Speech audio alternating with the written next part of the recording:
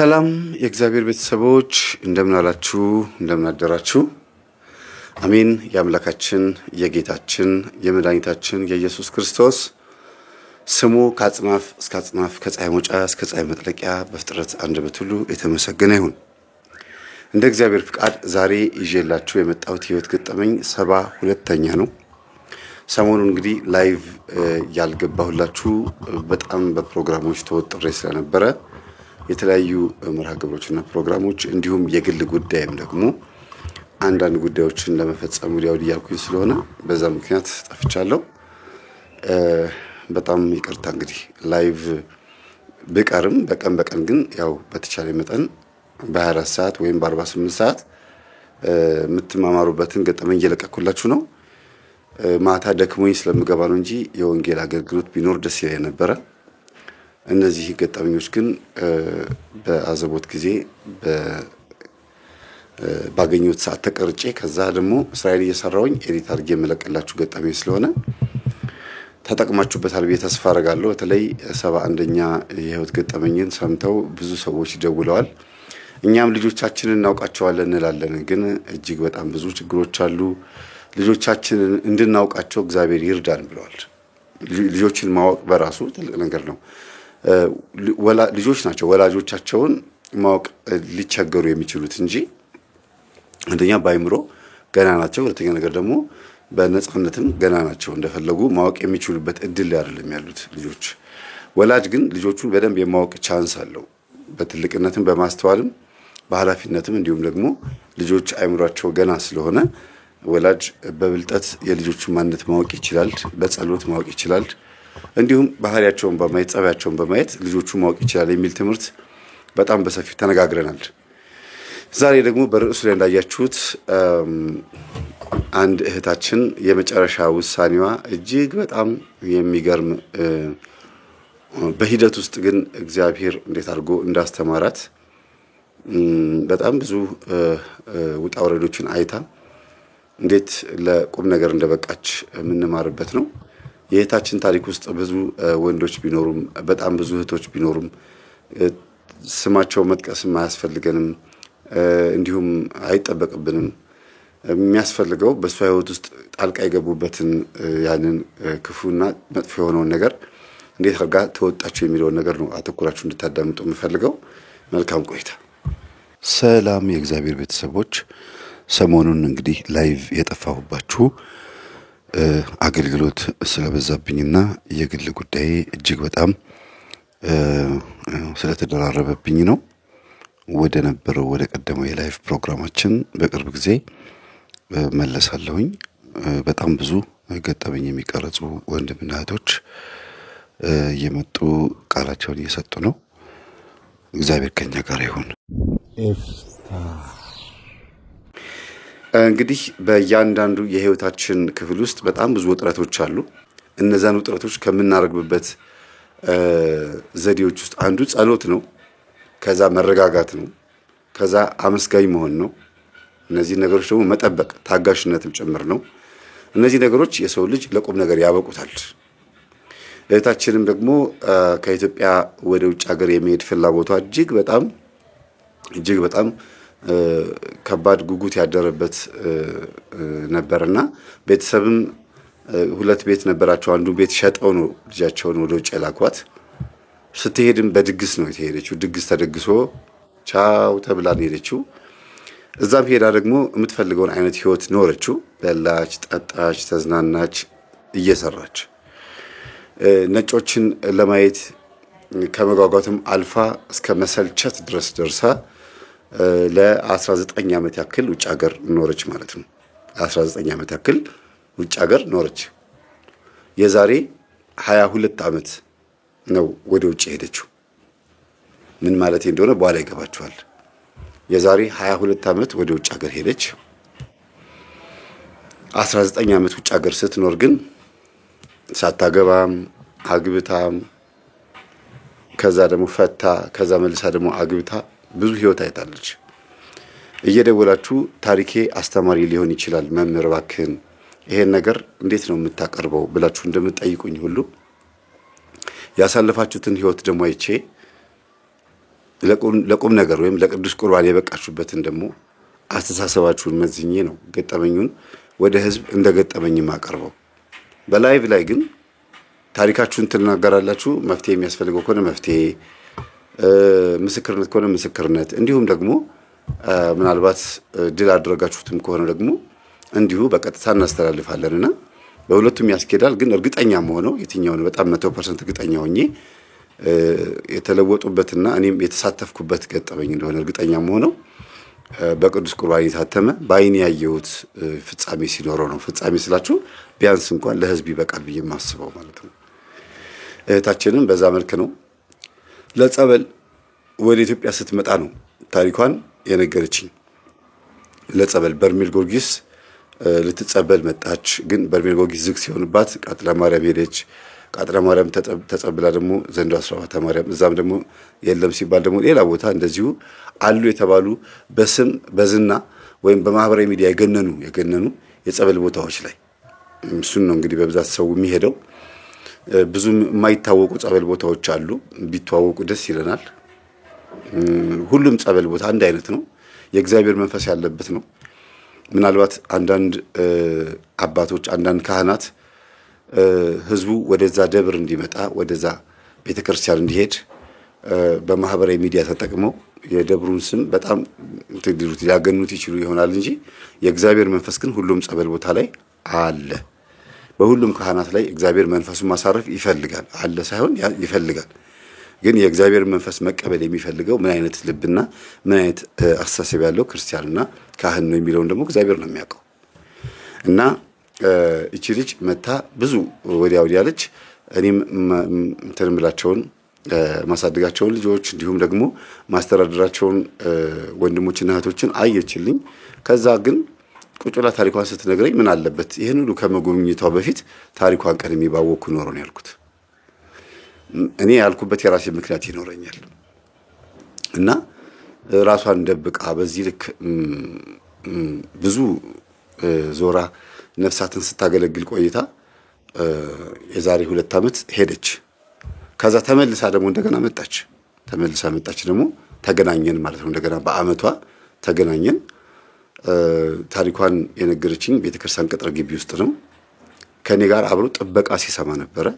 የቤተክርስቲያን ጥበቃ ስለምንተዋወቅ መስማት ይቻላል መቅረብ ይቻላል አለ። ትችላለህ፣ ምንም ችግር የለውም አለችው። ፈቀደችለት ራሷ። ለምን መሰላችሁ? እኛ እሱ ያለ አልመሰለንም። ቁጭ ብለን የምናወራበት የነበረበት አጥር ከበስተጀርባ ነው ከጥበቃ ቤት ነው። እሱ ቁጭ ብሎ እዛ ተኝቶ እረፍት አድርጎ ይሰማን ነበርና ድምጻችን እየቀነሰበት ሲመጣ ዞሮ መጥቶ አጠገባችን ተቀመጠ እና በጣም ነው ያዘነው። በጣም ነው የገረመው። ደነገጠ ሁሉ ታሪኳን ሲሰማና ምን ሰምቶ ይሆን? እስቲ እናንተ በራሳችሁ በዚህ ልክ ይሄንን ታሪክ ስትሰሙት ምን ትታዘባላችሁ? ውጭ ሀገር 19 ዓመት ምን ስታደርግ ኖረች? ኢትዮጵያ ውስጥስ የነበረው ህይወቷ ምን ይመስላል የሚለው ነገር በቅደም ተከተል አቀርብላችኋለሁ። እንግዲህ ቅደም ተከተሉ ከውጪ ቢጀምር ደስ ይለኛል። ለምን ውጪ ላይ ጨርሰን ወደ ሀገራችን ስንመጣ ለዚህ ሁሉ ነገር ያበቃት ምን እንደሆነ እየተነተንኩ ስመጣ የዛን ሰዓት ትረዱኛላችሁ። ለየትኛው ነገር ያበቃት ሲባል የደረሰባትን ችግር ስተነትን ያ በኃጢአት የበቃችበት ወይም ደግሞ ያ በህይወቷ ብዙ ምስቅልቅል ነገር ያየችበትን የተመቻት ችግኝ የምትመስል ግን ለደቂቃ ምናልባት ትንሽ እንክብካቤ ቢጎላት ልትጠወልግ የምትችል ቅጠል ነች። በእግዚአብሔር ኃይል አቆጥቁጣ ለምልማ ቡቃያነቷን አጨርሳ እግዚአብሔር በልምላሜ ፍሬ በምትሰጥበት ጊዜዋ ጥበቃውን በመላእክትም በቅዱሳንም በእመቤታችንም በቸርነቱም ጭምር አድርጎ እኛ እንድንሰማ ይፈቀደልን። እንግዲህ እኔ በዚህ ታሪክ ውስጥ ራሴንም አያለው። ራሴንም አየው በምንድነው? ትምህርታችንን ውጭ ሀገር ሆነው የሚያዳምጡ እህቶቻችንና ወንድሞቻችን እናትና አባቶቻችን ህፃናት በሙሉ በምን አይነት ፈተና ውስጥ እንዳሉ ትንሽም ቢሆን ይገልጣል ብዬ ነው። እናንተም ውጭ የምትኖሩ ሰዎች በተጨማሪ ብትጽፉልኝ ደስ ይለኛል። እንድናውቅ እንድንማር ነው። እኛ ወንድሞቻችሁን እኛን ቤተሰቦቻችሁን ለውጭ ሀገር ለመሄድ ያለን ጉጉት እንዲወድቅ ማለት ነው። ዘጭ አላር ምንለው አይ እንደዚህ ከሆነማ አልፈልግም እንድንል የሚያረግ ነገር ሐሳብ ካለ ብትሰነዝሩ ደስ ይለናል። ጥሩ ነው፣ አሪፍ ነው የሚለው ነገር እኛም እናውቀዋለን። እዚህ ሆነን በፊልም እናያለን። አሪፍ ነው፣ ምንም ችግር የለውም። እዛ ግን የምናየው ነገር እዛ ሆነን የምናየው ነገር ምናልባት በኃጢአት ውስጥም ተጨማልቀን ሊሆን ስለሚችል የደረሰባችሁን ነገር ስትናገሩ የምታዩትን ነገር ስትናገሩ ኮንስፓይሬሲውን ወይም ሴራውን ስትመለከቱ በጣም ይከብዳል እና እህታችን የምትኖረው ጀርመን ውስጥ ነው። እንደገናም ደግሞ ጣሊያንም ኖራለች። በየሶስት ዓመቱ የተለያዩ ሀገራት ትኖራለች። የምትሰራው ስራ ይሄ ነው ብሎ መናገር በጣም ቢከብድም ያው ሌዲ ናት፣ ባር ሌዲ በውጭ ሀገር ሆኖ በሴተኛ አዳሪነት ህይወት ውስጥ የምትተዳደር የነበረች ልጅ ናት እና በዛ አጋጣሚ ሁለት አበሾችን በፍቅር ቀርባ ነበረ። ሁለቱም አልሆነላትም። አንድ ልጅ ወልዳ ነበረ። የወለደችውም ልጅ ከአበሻ የወለደችው ልጅ ሞቶባታል። ብርድ መታው ተብሎ ብቻ በአጠቃላይ ሞተ። እንደገና ሌላ አበሻ ገባች። ጽንሱ ተጨናገፈባት። ሁለተኛ ልጅ አልወልድም ብላ አቆመች ማለት ነው። ምናልባት በሳይንሱ ሕክምና ላይ ያላችሁ ሰዎች ማህፀን መገልበጥ የሚባል ነገር አለ መሰለኝ። እንዳልወልድ አድርጌ ራሴን አስቋጠርኩኝ ነው አንጀታ ስራ አስቋጠርኩ ነው ማህፀን አስገለበጥኩ የሚባል ነገር አለና እንደዛ አድርጌ በቃ ራሴን ዘጋሁ ነው የምትለው። በኪኒን በሉፕ በምናምን አይደለም። ከዛ በመቀጠል ደግሞ ነጭ ቀረበች። ነጭ ደግሞ ከነጮች መካከል ደግሞ ጓደኛ ያዘች። እሱም ጣሊያናዊ ነው። የቀረባት ኢትዮጵያ መጥቶ ስለ አድዋ ድል ሰምቶ ነው። ኢትዮጵያ ጣሊያን ሀገሩን እንዳሸነፈች ስለ አብዲሳ አጋ ጣሊያን ውስጥ ሄዶ ድል ያደረገ ሰው ነው። ጣሊያን ውስጥ ሄዶ ድል ያደረገ ሰው ነው። ግን የአብዲሳ አጋን ታሪክና የኢትዮጵያ ውስጥ ያሉትን የነገስታቶችን ታሪክ ሰምቶ ሲያዋራት ካፌ ውስጥ ሲጫወቱ ሲያወሩ በጣም አፕሪሺየት አድርጎ ነው የሚያወራትና በጣም ሰነፎች ናቸው፣ አምባገነኖች ናቸው። ከጌታችን ከኢየሱስ ክርስቶስ ዘመን ጀምሮ ሮም አገዛዟ እስካሁን ድረስ እንዳለ የታወቀ ነው እና አለ ትቢቱ እስካሁን ድረስ አለ እና እንዲያው ምንድን ያላት በጣም ጥንቃቄ ማድረግ እንዳለባችሁ እናንተ ኢትዮጵያኖች። በቀል አለባት ጣሊያን በአደባባይ በሀያላን ሀገራት መካከል ስለተዋረደች በኢትዮጵያ አሁንም በሀያላን መካከል ሆና ኢትዮጵያን ስትበቀል ማሳየት ትፈልጋለች። ምናልባት ከተሳካላት በመሳሪያ ኢትዮጵያን ሕዝብ ብታጠፋ፣ ካልተሳካላት ግን እርስ በርስ እንድንጨራረስ፣ እሱም ካልሆነ ደግሞ ራሳችንን እንድናጠፋ።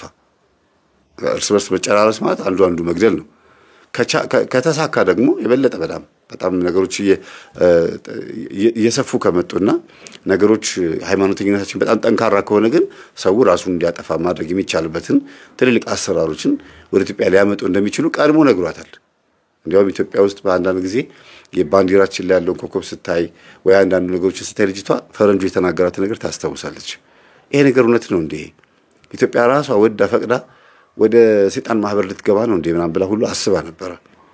ሕዝቅኤል 38ን ሳስተምራት እኔ ኮርስ አስተምረኝ ብላኝ ሕዝቅኤል 38ን ጠቅሼ ኢትዮጵያም ከሀያላን ሀገራት ጋር አውሬውን በማምለክ እንደምትተባበርና እንደምትሰለፍ ኢትዮጵያም ትፈለጋለች ተብሎ ተጽፏል። ለዚህ ጉዳይ ትተባበራለች፣ አብራ ተሰልፋለች ማለት ነውና ያ ማለት ግን ኢትዮጵያ ሕዝብ ማለት ሳይሆን ገቨርንመንት ማለት ነው። ገቨርንመንት ነው። መቼ እንደሚሆን አይታወቅም። እንግዲህ ያለፈው ዘመን ይሁን እንደገናም ደግሞ ከፊታችን ያለው ይሁን አሁን ያለው ይሁን እግዚአብሔር እንደሚያውቀው እኛ የምናውቀው ከእግዚአብሔር ጋር መሆናችንን አሁንም ሃይማኖታችን በአንገታችን ላይ ባለው ማተብ ላያችን ላይ በለበስነው ልብስና በልባችን ውስጥ ባለው የክርስቶስ ፍቅር በቅዱስ ቁርባኑ እስካሁን ድረስ እግዚአብሔርን እያመለክን እንደሆነ የምናውቀው መቼ የአውሬው አሰራር ኢትዮጵያ ላይ ነግሶ ቤተክርስቲያን መቼ ፈተና እንደሚገጥማት እየገጠማትስ መሆን አለመሆኑ የምናውቀው ልብ ስንገዛ ነው። ብዙ አታሰሩና እቺ ልጅ ብዙ ታሪኮችን የነገራት የሚገርማችሁ ስለ ኢትዮጵያ ይሄውና ጣሊያናዊ ነው። ኢትዮጵያ ማን እንደሆነች በደንብ አድርጎ ነው የሚያውቀው። አባቴ ኢትዮጵያዊ ነው አለችው። አይደለም ግን ኢትዮጵያውያንን በጣም የሚጠላ ዘረኛ የሆነ አባት ነው የነበረኝ አሏት። እና በጣም የሚወዳት ልጅቷ በነገራችን ላይ ልጅቷ ሞዴል ነው የምትመስለው። ጠይም ቆንጆ ረጅም ናት ማለት ምንም አይወጣላትም። ያያት ፈረንጅ በሙሉ ይመኛታል። የነጮች የዝሙት መንፈስ በደንብ አድርጎ ከጸጉሯ ጀምሮ እስከ እግር ጥፍሯ ድረስ በደንብ አድርጎ የነጮች የዝሙት መንፈስ ለብሰዋለች ማለት ነው። ትፈጽመዋለችም፣ የሚፈልጉትን ታደርግላቸዋለች፣ ያስደስቷታል። በምን? በገንዘብ። በአውሮፓ ውስጥ ብቻ 2 ቤት አላት፣ በአሜሪካ ደግሞ 1 ቤት አላት ማለት ነው። ይሄን የምናገረው ስለ ልጅቷ ማንነት ለመግለጽ ሳይሆን በዝሙት የገዛቻቸውን ያፈራቻቸውን ነገሮች እንድታውቁ ነው። ከዛ በኋላ ሲች ልጅ ደስተኛ ነች ወይ? በምትኖረው ህይወት ደስተኛ ነች ወይ? በዝሙት ህይወት ስትተዳደር ይሄ ኤልጂቲቢኪው ነው ምናምን የሚባል የሆነ እንትን አለ ትራንስጀንደር ሰዶማዊነትን ሌዝቢያነትን ምናምን አራቱን አምስቱን አይነት ኃጢያቶችን በደንብ አድርገው የሚፈጽሙ ሰዎች መካከል አብራ ከነሱ ጋር በደንብ ነበረ እንትን የምትሳተፈው የነበረው በማንኛውም አይነት ፕሮግራማቸው ላይ ትሳተፍ ነበረ እስከ የዛሬ 10 ዓመት ድረስ ማለት ነው 2007 ድረስ ብላችሁ አስቡት ትሳተፍ ነበረ በደንብ አድርጋ ፕሮግራሞቻቸውን ሞንታርቦ ማምጣት ካለባቸው ሞንታርቦ በማምጣት ልክ ኢትዮጵያ ውስጥ የሆነ ጥምቀት ፕሮግራም ስናቀርብ ሴሪሞኒ ላይ ሁላችን ከየቤታችን ድፎ ዳቦ ውሃ ምናምን ቀርተን ፕሮግራሙን እንደምናጧጥፈው ሁሉ እሷም በአቅሟ የነጮችን ሐሳብ ትደግፍ ነበርና ኢትዮጵያዊነት ምን እንደሆነ ዕውቀቱ ባይኖራትም ኢትዮጵያዊ ናት ግን ዕውቀቱ ስለሌላት ብቻ ለሀገሯ ምንም አይነት ፍቅር የላትም። በነገራችን ላይ ለሀገር ፍቅር የሚኖረን ዕውቀት ሲኖረን ነው። ሰው ካላወቀ ሀገሩን አይወድም። ኢትዮጵያ ውስጥ መኖር በራሱ ጾም ነው ምናምን ብሎ ነው የሚለውና እቺ ልጅ ከዛ የማይተናነስ ማንነት ነበራት። ወጣች። ከዛ እዚህ ኃጢያት ውስጥ ተጨማለቀችበት። የዝሙት ኃጢያት ውስጥ ገባች። ሄዳ መጀመሪያ ያረፈችባት ሴት የሰፈራቸው ሴት ነበረች። ድሮ ወደ አሜሪካ ወደ አውሮፓ የወጣች ሴት ነበረች እና እዚህ ሀገር ነው ብዬ አልናገርም የምትኖረው ይሄን ኃጢያት የፈጸመችው እዚህ ሀገር ነው ምናምን ብዬ አልናገርም ግን በሂደት እናንተ ትረዱኛላችሁ የት ሀገር እንደሆነ እና የሰፈሯ ሴት ከሷ በፊት 10 ዓመት 15 ዓመት ቀድማ የወጣች ሴት ነበረችና እሷ ጋር ነበር ያረፈችው የዝሙት ህይወትን ያስተማረቻት እሷ ነች ማለት ነው። ምንድን ነው የሚባለው ሩሜት ነው የምትሉት ወይም በአንድ ክላስ ለሁለት ተከራይቶ አብሮ ደባል ማለት ነው አብሮ እንደመኖር ማለት ነው መሰለኝ እኔ ብዙም አላውቀውም። የኔ ሩሜት ነበረች አብረን ነበር ምን ኖረው እና እሷ ጋር የሚመጡ ወንዶች ናቸው ብር እንዳላቸው ሳይ እሷም ደግሞ ገላዋን ሸጣ ገንዘብ እንደምታገኝ ስሰማ ሳቅ ምንድነው ለማንም ጎረምሳ እንኳን ሰፈሬ ላይ እንደፈለኩ የምሰጠውን እንዴት እዚህ ደግሞ ለገንዘብ ብዬ ለዶላር ብዬ መጥቼ እንዴት ከለከላለሁ ምን ሰራለኝና ሰውነቴ ብላ አንዳንድ እህቶቻቸውን ለማበላሸት እንደሚናገሩት ማለት ነው ተናገረች ነው የምትለው። እኔ እንደምረዳው ከሆነ ያው ለሴት ልጅ ሴት በጣም ከባድ ነች። ሴት ልጅ ለሴት ማለት ነው በጣም ከባድ ናት። በቢዝነስም ከሆነ በማንኛውም አይነት ጥቅም ከሆነ ጓደኛዋን አሳልፋ በመስጠት ያው አንደኛ ናት። እና እህል ልትሰፍሪበት ነው ወይ ተሸክመሽው ምዞሪው ምን ያርግልሻልን ሸቀል አርጊበት አይነት ነገር ነው የምትላት። ያው ይገባቸዋል ምን እንደሆነ። እና እቺ ልጅ ጀመረችው በዛ የተነሳ በቃ ምንም አልቀራትም። አበሻም ፈረንጅም ቢሳተፍ እሷ ህይወት ላይ እሷ ገላ ላይ ግን ሞር በብዛት የምታዘወትረው ያው ነጮች ላይ ነው። ሀገሩም የነጮች ስለሆነ ሞር የሚኖሩት እነሱ ስለሆኑ ማለት ነው። እና ይሄ ጣሊያናዊ ግን ኢትዮጵያን በጣም ይወዳል ብቻ አይደለም ልጅቷን በጣም ወዷት ሊያገባት በጣም ቁርጥ ውሳኔ ወስኖ ተነጋግረው ቤተሰቦቿ ጋር ደውላ በነጋችን ላይ በዝሙት እንደምትተዳደር ቤተሰብ አያውቅም ነበር። ስትመጣም ራሱ ቤተሰቦቿን ለማየት ስትመጣ ራሱ ጥሩ ስራ እየሰራች ገንዘብ እንደምትሰጥ ነው የሚያውቁት። ግን ደግሞ ይሄ ፈረንጅ ስራውን እንድታቆም ይፈልጋል። በቃ ስራውን አቁሚ ከኔ ጋር ስራ እንስራ ወይም የቤት ሁኚ ሚስት ሁኚ በቃ እኔ ያላት እንደማንኛውም ወንድ እንደሚፈልገው ማለት ነውና እሺ አለችው። ለቤተሰብ አሳወቀች። ኑና እንመርቃችሁ ተባሉ። መጡ። አገሯ የት እንደሆነ መናገር ይከብደኛል። ያው ጥሩ አይደለም አንዳንድ ጊዜ መናገሩ ምክንያቱም ኃጢያቷን ስንናገር አገሯን ስንናገር ብሄር ባጠቅስ ጥሩ ነበር የሚባል ነገር ደግ ነገር ሲሆን ደግሞ ብሄር ሲጠቅስ ያው እንዴት ነው ኩራት ነገር ይሰማልና ጥሩ አይደለም።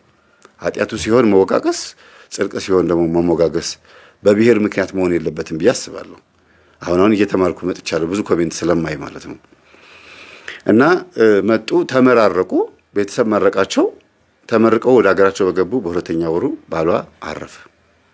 ሁለት ወር አልደረሰም። 1 ወር ከ15 ቀን ምናምን ነው። 1 ወር ከ15 ቀን ራሱ በህመም ነው። ከዚህ እንደሄዱ በ15ኛ ቀናቸው 1 ወር ያክል ታመመ ማለት ነው።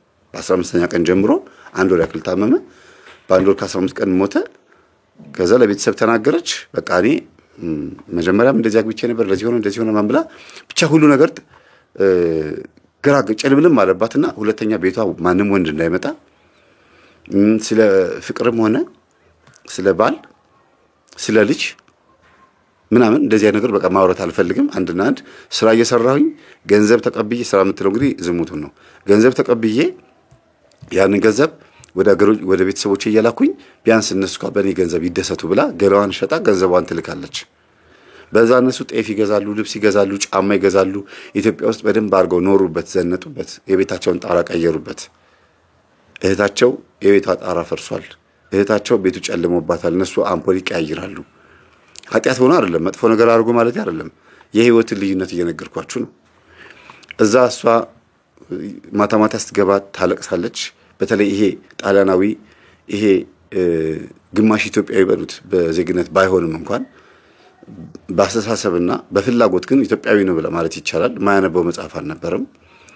ኢቭን በሁለት ዓመት አንዴ ኢትዮጵያ እየመጣ ለ12 ዓመት ያክል በሁለት ዓመት አንዴ እየመጣ አድዋ በዓልን ተሳትፏል።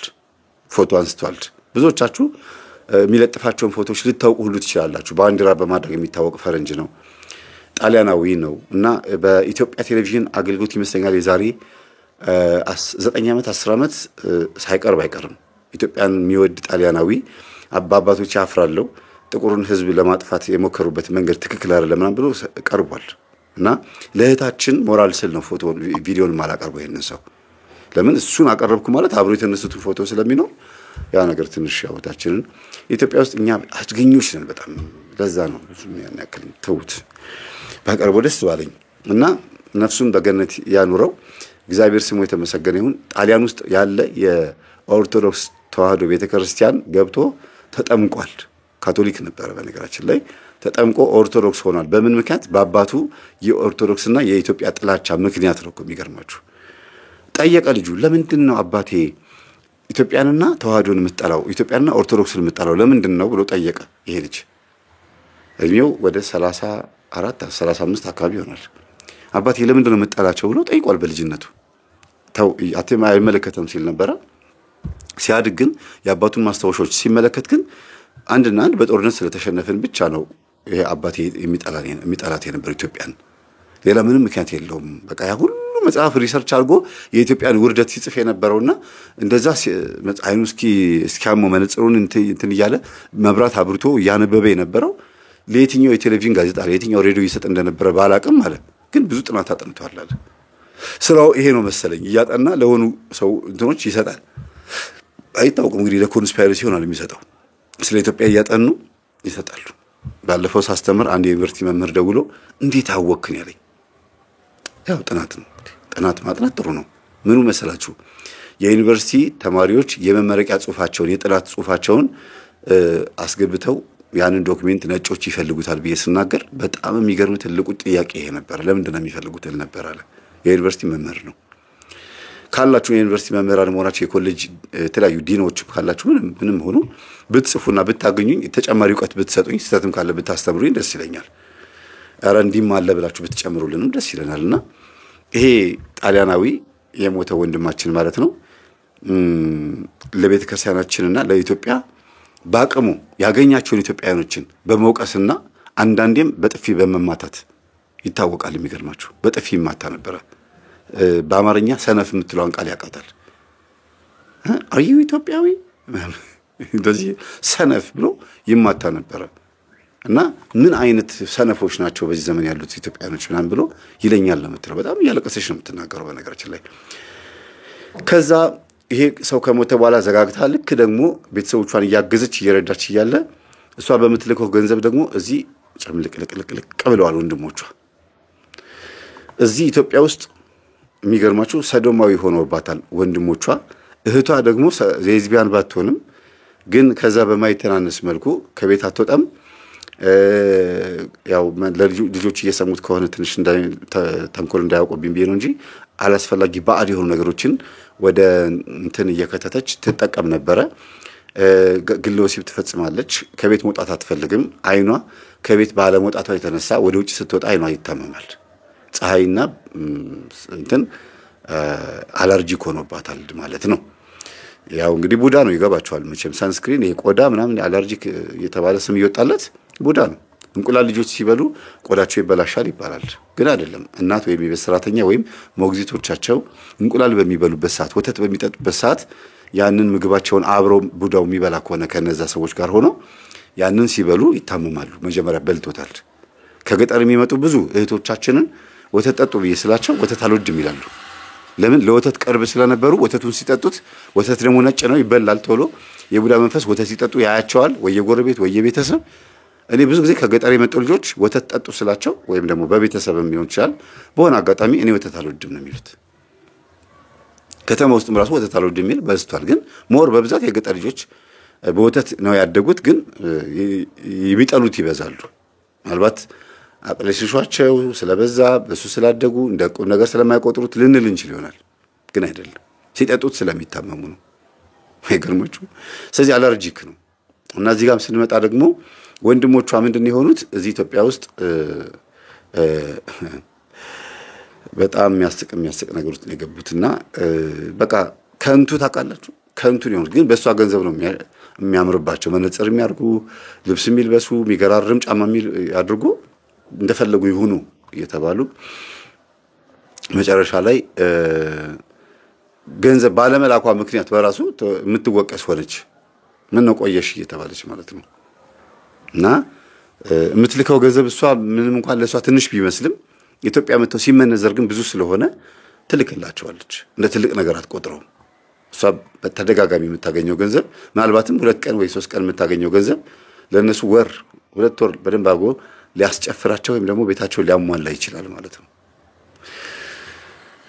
ከዛ ድጋሚ አንድ ኢትዮጵያዊና በግማሽ ወገኑ ኤርትራዊ የሆነ ወንድም ትቀርባለች። ያ ሰው ሁለቱንም ነው የሚገርማችሁ። እና ይሄ ሰው በፍቅር ተቀራረቡ፣ ተላመዱ። መጀመሪያ ይላካት ነበረ፣ በብዙ ነገሮች ያገለግላት ይሰራ ነበርና ምስኪንና የዋህ መሆኑን ስታቅ እስቲ ምናልባት ሁሉም ወንዶች አንድ ላይ ሆኑ ይችላሉ። ጣሊያናዊም የሞተው ደግሞ የአገሬ ቡዳው በልቶት ይሆናል። እንግዲህ ሞተ ስላችሁ ዝም ብሎ በአንድ ጊዜ ሞተ አይደለም፣ በኋላ የምንመጣበት ነገር ስላለ ነው። እንዴት እንደሞተ እንመጣበታለን። እና የአገሬ ቡዳ በልቶት ይሆናል፣ ስለዚህ መውሰድ አልነበረብኝም ብላ ተጸጽታ ነበር። የእውነት ገብቷት ነበረ ቡዳ ሊሆን እንደሚችል። ግን በእኛ በምናስተምረው አስተምሮ ውስጥ አይደለም የተረዳችው። ዝም ብሎ በአገሯ እጭ ቡዳ በላብኝ ባሌን እንደሚሉት አይነት ነገር ነው። እና እሾህን በሾህ አይነት ነገር ነው። ማን ትሆን የበላችብኝ ባሌን ብላ ክፋትም እንደማሰብ አድርጓት ነበር። ይሄንን ምስኪን ኢትዮጵያዊና ኤርትራዊ ዜግነት ያለው ብቻ በአጠቃላይ ዝም ኢትዮጵያዊ ልበለው፣ እዛም ሁለቱንም ሀገር እየጠቀስኩ ከማሰለቻችሁ ይሄን አበሻ አገባችሁ። ማግባት የሚባለው ማስገባት፣ ወደ ቤት በቃ ገባ። አብሯት ጥሩ ቤት ስላላት ና አለችው። አብሮ መኖር ጀመሩ እና በቃ እንደማንኛውም አበሻ ጥሩ ትዳር መሰረቱ። ኢትዮጵያውያኖች ተሰበሰቡ፣ ቀለበት ተደረገ ምናምን። ያውቃሉ ስራው ምን እንደሆነ ቢታወቅም ግን ያው አበሾች ሲሰባሰቡ ገበናቸውም ደብቀው ነውና ቢያውቋትም ግን ማግባቷን ወደዱላት፣ ስራዋንም ትቀይራለች ብሎ ስላሰቡ ነውና ሴት ሚዜዎች እጅግ በጣም ፈተና ሆኑባት። የሷ ጓደኞቿ ሚዜ ስላችሁ ስታገባ አብሯት የነበሩ ለማለት ፈልጌ ነውና ፈተና ሆኑባት። ለምን ሲባል ልጁን በደንብ አይተውታል። ባሏን የሚታወቅ ልጅ ቢሆንም የተለያዩ ዴሊቨሮችን በመስራት የሚታወቅ ልጅ ቢሆንም ግን ሞክረውት እምቢ ብሏቸው እሷ እንዴት እንዳገኘችው ገርሟቸዋል። እሱ እምቢ ብሏቸዋልና እሷ ጋርም በመላመድ ነው እንጂ ፍላጎት አልነበረውም፣ የማግባት ፍላጎትም አልነበረውም። ከጊዜ በኋላ ግን ምን ወሬ ትሰማለች? ፌስቲቫል ያከብራሉ እነዚህ ነጮች፣ ፌስቲቫል ያከብራሉና በጣም ከባድ ነገር ነው የሰማችው። ፎቶም አሳዩት። የገብረ ሰዶማያንን ባንዲራ ይዞ ከነሱ ጋር አብሮ ማስክ ነገር አድርጎ ልደት ሲከበር ልጆች አይናቸውን ማስክ እንደሚያደርጉ እንደ ማስኮፍ ዞሮ መሰለኝ አይደለም፣ ልክ እንደዛ አይኑን እንደዛ አድርጎ ፎቶ ተነስቶ ማም ራሱ እንደሆነ አወቀችውና በጣም ደነገጠች። ምንድነው ይሄ አለችው። እኔ አይደለሁም ማለት ኖ ይሄው የለበስከው ልብስ ይሄው የለበስከው ካናቴራ ራሱ ይሄም ሁለቱም እዚህ ያለ ይሄው ከንፈርህ እኔ ነኝ ማቀው እንግዲህ ይሄው ፊት ይሄ ከዚህ በታች ያለው ሁሉ ነገር አንተ ነህ እና ይሄ አንተ ፎቶ ነው አንተ ግብረ ሰዶም ነህ ወይስ ምንድነህ አለችው ኢትዮጵያዊ ነው እንግዲህ ያስቡት ከዛ እሷ እኮ ታውቃቸዋለች እኮ ግን ንጹህ ነው ብላ አስባ እኔን ከድንገት ከዚህ ካወጣኝ ብላ ነው ደህና ሰው ከሆነ እኔም ከዚህ ወጣለሁ ከዛ ካለውበት ወጣለሁ ብላ አስባ ነው በጣም ደነገጠች እና አሁንኝ በቃ እኔ ከዚህ ህይወት መውጣት ስለምፈልግ ነው አንቺ የሚያገባውሽና እኔ አንቺ መሆንሽን ማቃለው ግን በቃ አንድ ሁለታችን ተነጋግረን እንወጣለን ብያስቤ ነው ምናምን አላትና በጣም አዘነች ኦኬ እሺ እንደጋገፍ ችግር የለውም እንለማመድ ለመውጣት ከዚህ እንለማመድ አለችው በቃ እዚህ ቦታ ፌስቲቫል ባለመሄድ አግዘኝ አለችው ከዛ ከዚህ ሀገር መውጣት ፈልጋለሁ አላት ካሉበት ሀገር ወጥተው ሌላ ሀገር ይገባሉ በየሀገሩ ብዙ ይከበራል በጣም የሚያስጠላ የሆነ አከባበር የሚያከብሩት እና በዛ ቦታ ላይ የሄዱበት ሀገርም ደግሞ አጋጣሚ ሆኖ ከሚኖሩበት አሁን ከተከራዩት ቤት በስተጀርባ ያለው ትልቁ ከተማ ሳይሆን የከተማ መንደር በሉት ፒያሳ 4 ኪሎ እንደምንለው ዋና የፌስቲቫል ማክበሪያቸው ነው ያካ በአመቱ ልክ አመቱ ሲመጣ በጣም ደነገጡ በቃ ሁለቱም እንዴት ይሆናል ከዛ የሆነ ሰዓት ላይ ሻይ ልጠጣ ምናምን ብሎ ወጥቶ ተቀላቅሎ አገኘችው አብሮ ከነሱ ጋርና በቃ ደነገጠች ከዚህ ነገር ለመውጣት እየተለማመድን ያለ ነው እባክህን ጎትታ መጣችውና እሷ ተቃዋሚ መስላቸው ነጮቹ ምን አረጋት ነው ልቀቂው የኛ ነው አንቺ ከፈለሽ መሄድ ትችያለሽ ማለትና እሱ ደግሞ ትንሽ ስለቀመሰ ነው መሰለኝና በዛው ገባ በማግስቱ መምጣት ከበደው በዛ ወጣ ሄደ ከዛ በሳምንቱ እንደገና ተመልሶ መጣ ያለቀሰ እኔ ከዚህ ነገር መውጣት አቅቶኛል እኔ አልችልም በቃ እኔ አልሆንሽም ካገባኸኝ በኋላ ይሄ ሁሉ ሂደት ከሄድን በኋላ በጣም ከባድ እኮ ነው እኔ ላንተ ብዙ ነገር አስቤያለሁ መውለድም አስቤ ነበር ግን ጸባይን እስከማቀው ድረስ አባት ለመሆን ዝግጁ ነው ወይ በያስቤ ነው እንጂ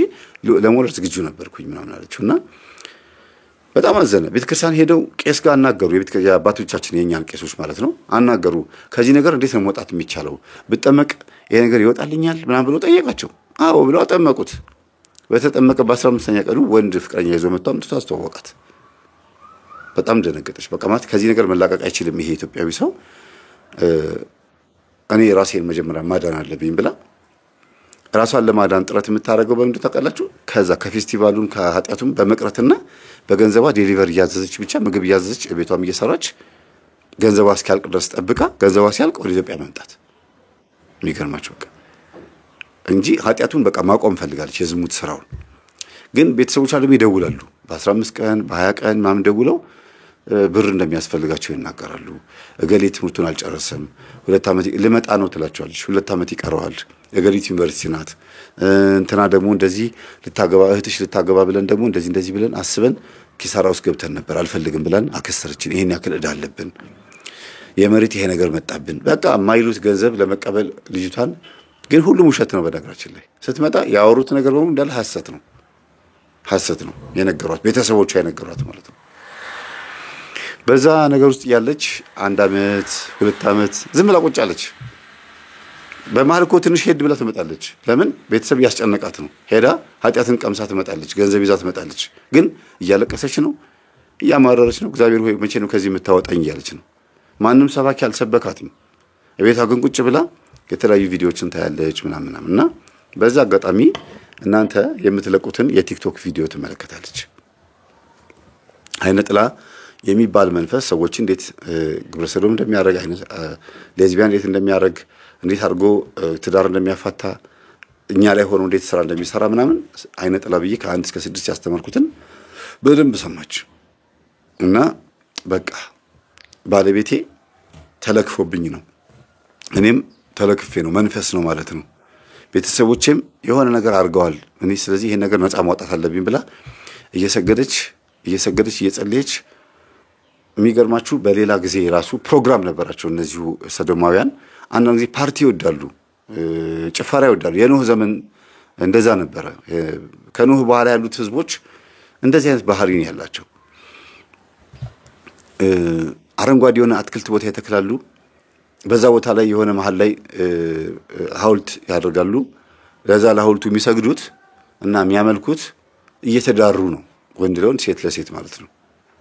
እየተዳሩ ዘራቸውን ለመንፈሱ ለዛ ለጣዖቱ እያፈሰሱለት በለምለሙ ስፍራ በለምለሙ ሜዳ ላይ በሚያምረው አጸድ ላይ ቆንጆ ቆንጆ በሆኑ አትክልቶች ላይ የሆረስ የአይን ምልክት ያለበት የተለያየ ዛሬ ባፎሚት ምናምን እንደምንለው ይሄ ሁሉ ምልክት ያለበት ቦታ ላይ ሆነው ለመንፈሳቸው ለሚያመልኩት ጣዖታቸው ለአማልክቶቻቸው እኛን ጣዖት የምንለው ለነሱ ለአማልክቶቻቸው ዘራቸውን ነው የሚያፈሱት።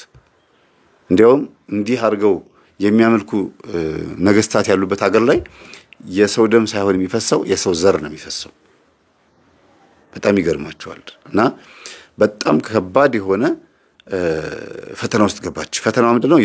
ከራሷም መንፈሱ ይፈታተናታል። የነጮች ልክ መስገድ መጾም መጸለይ ስትጀምር ትምህርት እየሰማች ማለት ነው። ነጮች ይደውላሉ። ይሄን ያክል ብር እንክፈልሽ፣ ይሄን ያክል ዶላር እንክፈልሽ፣ ነይ እኛ ጋር ወይም እንምጣ ይሏታል። ኖ በፍጹም አልፈልግም። በቃ እየገባት መጣና ሄዳ ከፕሮግራማቸው ከፌስቲቫላቸው መካከል እየጎተተች ታመጣውና ዛሬ ብቻ እድል ስጠኝ ትለዋለች። ግን ዛሬ ብቻ እድል ስጠኝ ብላ 7 ነው 8 ጊዜ ለምነዋለች። እስከ መቼ ነው አንድ ጊዜ እድል ስጠኝ የምትይኝ? በቃ አልፈልግም አልኩሽ አላት። 7ኛው ቀን ላይ ግን እግዚአብሔር በእውነት ሱባኤ ይዛ ነበረ። 7 ቁጥር አንዳንድ ጊዜ ግን በራሷ ኃይል አላት ልበል። እውነት 7 አንድ ሱባኤ 7 ቀን ነው እንደሚባለው 7 ሱባኤ ያስፈልጋል ምንለው 49 ቀን ማለት ነው 7 ሱባኤ። እና በቃ እባክህን አንዴ ስማኝ ብላ የምትለው ምንድነው ሁሉ ጊዜ ይሄን ትምህርት አዳምጣለች። እሺ አዳምጣለሁ ይላታል። ተቀብሎ ፍላሹን በቴሌግራም የምትልክለትን ያያል። ግን ራፍሊን ዝም ብሎ አለፍ አለፍ ያየውና ብሎ ይተዋል። አይገባውም፣ አይረዳውም። በቃ በዛ ላይ ቋንቋም ችግር አለ። እዛ ብዙ ዓመት የኖረ ሰው ነው ምናምንና በቃ ያላት አማራጭ ማሳገት ነው። እነዚህ ጋንግስተር የሚባሉ አንዳንድ የምትግባባቸው በፊት የምታውቃቸው እንደፈለጉ ገለባ ላይ የሚጫወቱ የነበሩ በጣም ሃርድቶክ ወይም ደግሞ ከባድ ንግግር ወይም ኃይለኛ ማስፈራሪያ ነገር አድርገው ለማሳመን ጥረት የሚያደርጉ ሰዎችን ቀጥራ አግታ ትምህርቱን እንዲያዳምጥ አደረገች። ይሄ እሷ ዘዴ ነው። እንግዲህ ከማንም አልተማረችውም፣ ግን እሷ የፈጠረችው ዘዴ ነው። በፍቅር ካላዳመጠ አግቼ እንዲያዳምጥ አደርገዋለሁ ብላ ነው። ከዛ እውነትም ሰዎችን የሚደፍሩበት ቦታ ላይ ምናምን ታግቶ እንዲሄድ አደረገች። ገንዘብ ስለከፈለቻቸው እሷ ላይ ነኳትም። እሱንም ሌላ ነገር እንዳታረጉት አምጥታችሁ ብቻ ማሰር ነው። ካስቸገራችሁ ትንሽ ጥፊ ምናምን አቅምሱት። ከዛ በኋላ ግን ትምህርቱን አጠገቡ መጥቼ ከፍትለታለሁ በግድ ይሰማታል ብላ ማፊያዎች የሚገኙበት መንደር አሜሪካ ውስጥ ማለት ነው ይዛ ሄዳ የመምህር ግርማን የቀሲስ ሄኖክን የኔን ገጠመኝ ከጠዋት በእነሱ ማለት ነው ከጠዋት 2 ሰዓት ጀምሮ እስከ 8 ሰዓት ድረስ ለ6 ሰዓት ያክል ማለት ነው 1 3 4 ቪዲዮዎችን ካሳየችው በኋላ አሁን ፍቱት ይሄዳለች።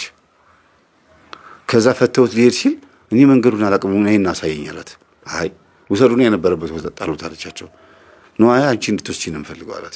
ሊመታት እኮ ሊበቀላት ነው መንፈሱም ሊሆን ይችላል። እና ነው ሂድ ተባልክ አይደል ብለው በጠረባሉት ሄደ። ከዛ በኋላ ቤቷ በር ላይ ሊጠበቃት ግን እሷም ስለሚገባት ስለምትረዳ ቀድማ ፖሊሶችን ጠርታ በሬ ላይ ሰው አለ ወይ አለቻቸው። ምን የት ነው ቤትሽ? ቁጥርሽ አሁን እንደዚህ አዎ አለ። እሱ ማለት እኔ አሁን ስገባ የሚጠብቀኝ ሰው ነው፣ ሊመታኝ ወይ ሊጎዳኝ የሚጠብቀኝ ሰው ነው። ትንሽ እስር ቤት 1 ሳምንት ያክል አስቀምጡት ብላ ደግሞ እንደገና በጋንግስተሮች ያልገባውን ነገር በእስር ቤት ደግሞ እንዲገባ አድርጋ ነገረቻቸው። ሊጎዳሽ ምናምን ከሆነ ብዙ ጊዜ እንዲታሰር ማድረግ ይቻላል። አይኖ ብቻ እንዲፈርም አድርጉት፣ ማስፈራሪያ ስጡት። ከዛ ውጪ ደግሞ እኔ መጥቼ ደግሞ አሳውቀዋለሁ ብላ እውነትም እንደሄደው ያዙት። ተነገጠ እና ይዘውት አስገቡት። 1 ሳምንት አሹት። ግን 1 ሳምንት ሙሉ እሷ እስር ቤት አልሄደችም። እንፍታወይ ሲሏት እኔ መጥቼ ማታ ካናገርኩት በኋላ ጠዋት ትፈቱታላችሁ አለቻቸው።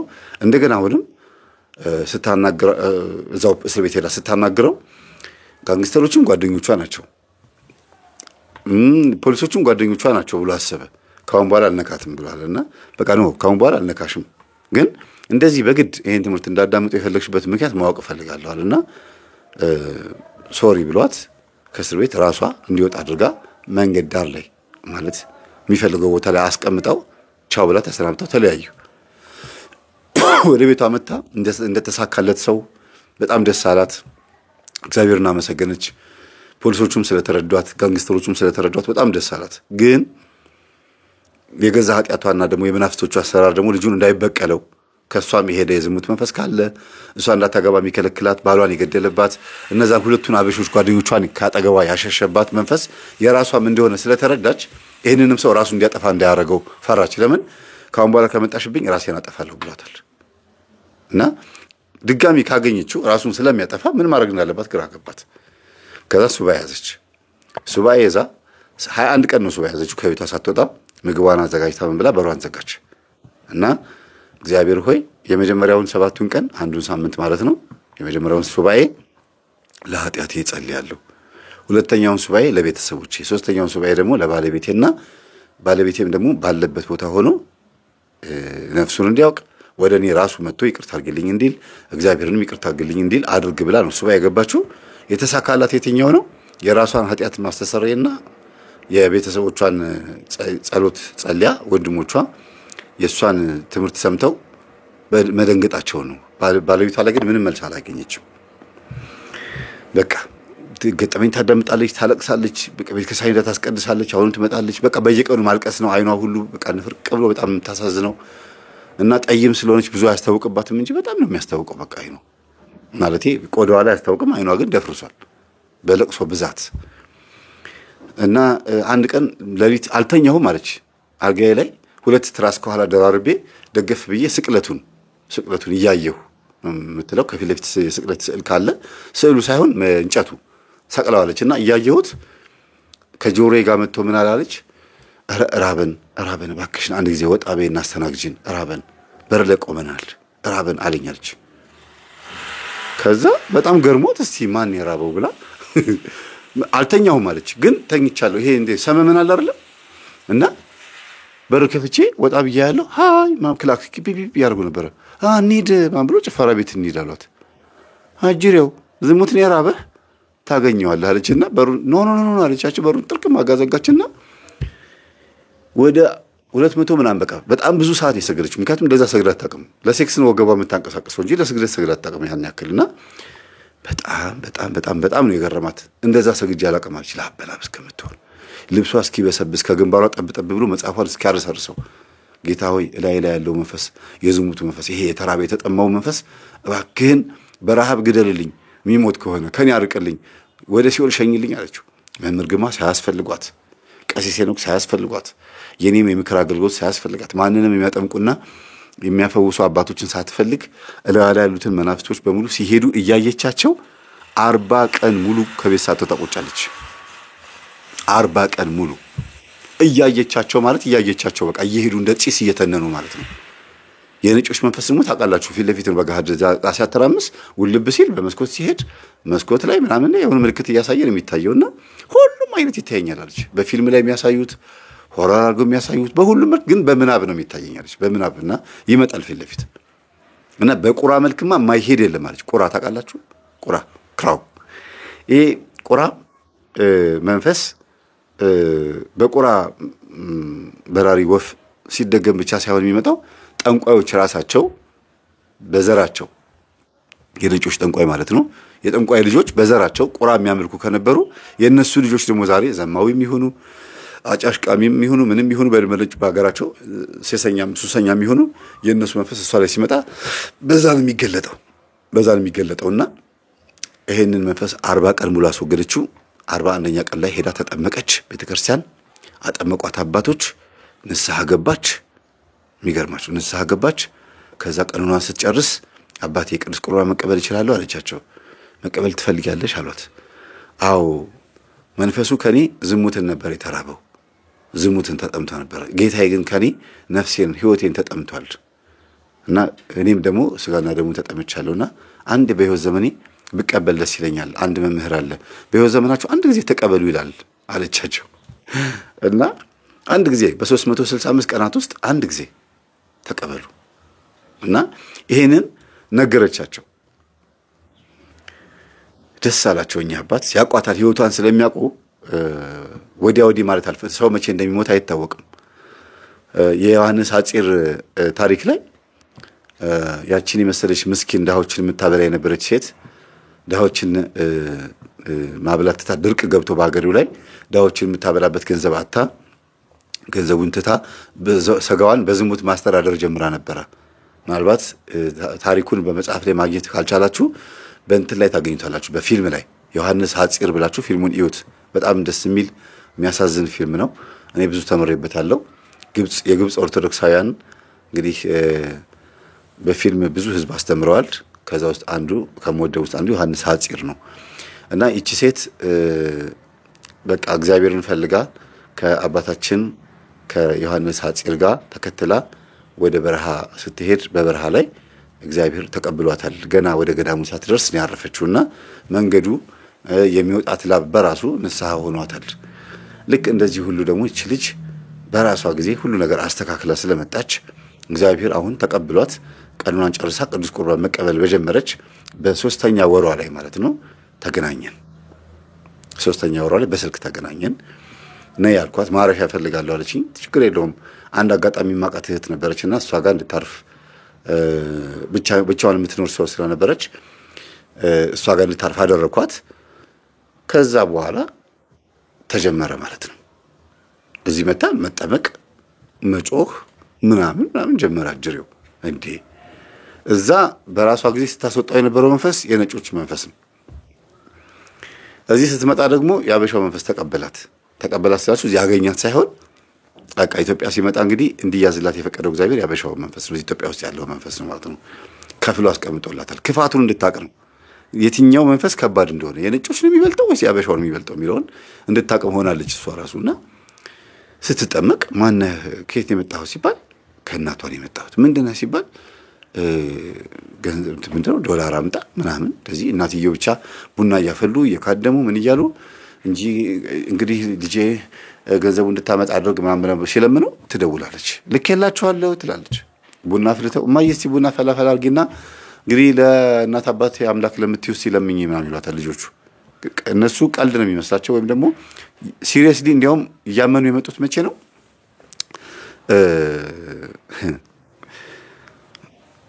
በትክክል እሳቸው ቡና እያፈሉ ስትደውል ነው። አሁን ትደውላለች። እንዲያውም ተጠራጥረው ነበር ልጆቹ። እማዬ ጠዋት በዚህ ሰዓት ደውይ ብለሽ ነገርሻት ነው አልኛን የምታዘናጊ ይሏታል። ይሆንላችሁ እንደፈለጋችሁ ብለው ትውት ያደርጉታል። ግን እናትየዋ ቡና አፍልተው ከራማቸውን ከተለማመኑ ልጅቷ ትደውላለች። እናት ናቸው እኮ የወላጅ እናቷ ናቸው። አባት በህይወት የለም። ወንድሞቹ 2 ወንድሞቿና አንድ እህቷ እንደገናም ዘመድም አለች። ሁሉንም ያስተማረች እሷ ናት። ግን የሁሉም የስስት መንፈስና የሁሉም የሰላቢ መንፈስ አለባት እሷ ላይ የቤተሰቦቹ። አሁን ይሄን ማን ያምናል? እናት ሰላቢ ልጇ ላይ መንፈስ ላከች፣ የልጇን ገንዘብ በሰላቢ መንፈስ ጎተተች ቢባል ክፉ ምቀኛ አድርጋችሁ ነው የምታስቡት አይደል? ግን እናትየዋ ልጃቸውን ለመስለብ ልጃቸውን እንዴት ነው ገንዘብ ለመቀማት በምቀኝነት በክፋት አስበውት ሳይሆን እናት ነኝ ልጄ መስጠት የሚገባትን ድርሻ እንዳትረሳ ስራዋንም አሳካላት የእናቴ አባቴ አምላክ። አስቡት የእናቴ አባቴ አምላክ ማን ነው? እግዚአብሔር ነው እንዳትሉ። እኛ ያለው ፈጣሪ ማን ነው አላልንም። የእናቴ አባቴ አምላክ ብለው እነሱ የሚያመልኩት የእናትና አባታቸው አምላክ ያው ጠቋር አዳልሞት ነበር በዛ ቤት ውስጥ። ስራዋን አሳካላት ከሆነ ደግሞ በዝሙት በደንብ አበርታት ነበር አካሄዱ። ልጅቷ እንደዛ ነበር እንግዲህ የምትሰራዋ። ከዛ እጇንም ደግሞ ገፍተር አድርግ ደግሞ አስደውላት እስቲ ደግሞ ትንሽ ቸብቸብ ታርገን አመት ባል ደርሷል ትንሽ ደግሞ እጇን ሞላ አድርገው ሲሉ ጊዜ እሷም ብዙ የዝሙት ኃጢአት ይመጣል ብዙ ገንዘብ ትልካለች ማለት ነው። ይሄንን ያሳያት። ወንድሞቿም ልክ እንደዚህ እሷ በምትልክላቸው ገንዘብ ሄደው ናይት ክለብ ሲጨፍሩ በዛው ሰደማ ሆነው ቀሩ። እህቷም ደግሞ እሷ በምትልክላት ገንዘብ በቤት ትቀመጣለች፣ አትወጣም፣ ስራ አትሰራም፣ ወፍራ ደልባ ተቀምጣለች፣ ቀልብ ሆናለች። ይሄ ነው የዝሙቱ ገንዘብ ስራ የሰራው በዚህ ልክ ነው። በእርግጥ የዝሙት ገንዘብ ብቻ ነው እንደዚህ የሚያደርገው። በጽድቅም ይምጣ በምንም ይምጣ ገንዘብ አጠቃቀማችንን ነው ዋናው አጠቃቀማችን ነውና የኃጢአት ሲሆን ደግሞ ይብሳል ነው የኔ አባባል። በኃጢአት ሲሆን ደግሞ የበለጠ ለምን እናትየዋ እየለመኑ ያሉት ስራዋን እስቲ ባክህ ሞላ አድርግላት እሷን ማሳካላት ለኛም ደግሞ ተላክልን ነው። ይሄን ሁሉ አወቀች። ቤተክርስቲያን ልትጸበል ስትሄድ እሷ ስልኳን ሪካርድ አጋርም ትጸበለው። እህቷና ወንድሞቿ አብረው ይሄዳሉ ቤተሰብ አብሮ ይሄዳል። ግን ምን እንደጮኸች አይነግሯትም። ሰምተው ጸጥንም ወደ ቤት ሲመጡ ጸጥ ይላሉ። ከዛ እናንተ አታወሩም እንዴ? ምን ሆናችሁ ዝም ትሉት? አይ ምንም ዝም ብለን ነው እኮ እንዴ ተጫወቱ እንጂ እኔ ከሀገሬ ከመጣሁ ጊዜ ጀምሮ እኮ እስከ 2 ዓመት እስከ 3 ዓመት በደንብ ስትጫወቱ ነበረ። ጸበል ስንጀምር ዝም አላችሁ ትላቸዋለች። እሷ ግን ማታ ማታ በኤርፎን ትሰማዋለች የጮኸችውን። ስልኳን ማስቀምጣት ሄዳለች፣ ሪከርድ ታረጋቸዋለች የሚያወሩትን። በጣም ደነገጠች። አንደኛ ዝም የሚሉት አፍረው ነው። ለምን እላዋ ላይ ሆኖ የዝሙቱ መንፈስ እንዴት እንደጮኸ እሷ በዚህ መንፈስ ተጠቅታም እንደነበረ ተናግሯል። እና አወቀችብን ብለው ነበር መጀመሪያ። ግን እንደማታውቅ ያወቁት መንፈሱ ብቻ ነው የጮኸው። በኋላ ትምህርቱን እያዳመጡ ሲመጡ ተመስገን እንደማለት ነገር ያደረጋቸው ምንድነው? እሷ አይደለችም መንፈሱን ያወቀው። ስለዚህ አንንገራት፣ በቃ ጸጥ እንበል፣ ከሄደ ሄደ ነው መንፈሱ።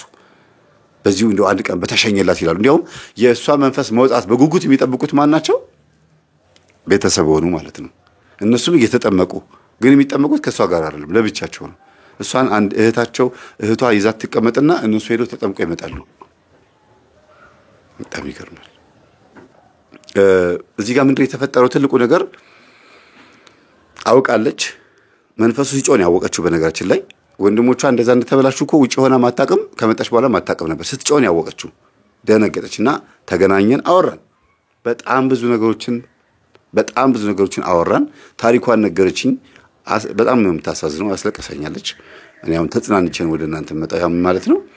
ለእናንተ የማይነገሩ ብዙ ነገሮች ደርሰውባታል። ወዳ ፈቅዳ የገባችበትም ቢሆንም በጣም ብዙ ማፊያዎች ቦታ ላይ ገብታ ከሰባዊነት ውጪ የሆኑ ብዙ ነገሮች ደርሰውባታል። ያ ሰውነት ግን መጥቶ ደግሞ ቅዱስ ቁርባን ሲቀበል ያ እንደዛ መከራ የደረሰበት አካል ገላ ደግሞ የክርስቶስ ሲሆን ደግሞ ደስ አይልም? በጣም እኮ ነው ደስ የሚለው ቤተሰቦቼ። ከዛ ምን ተፈጠረ?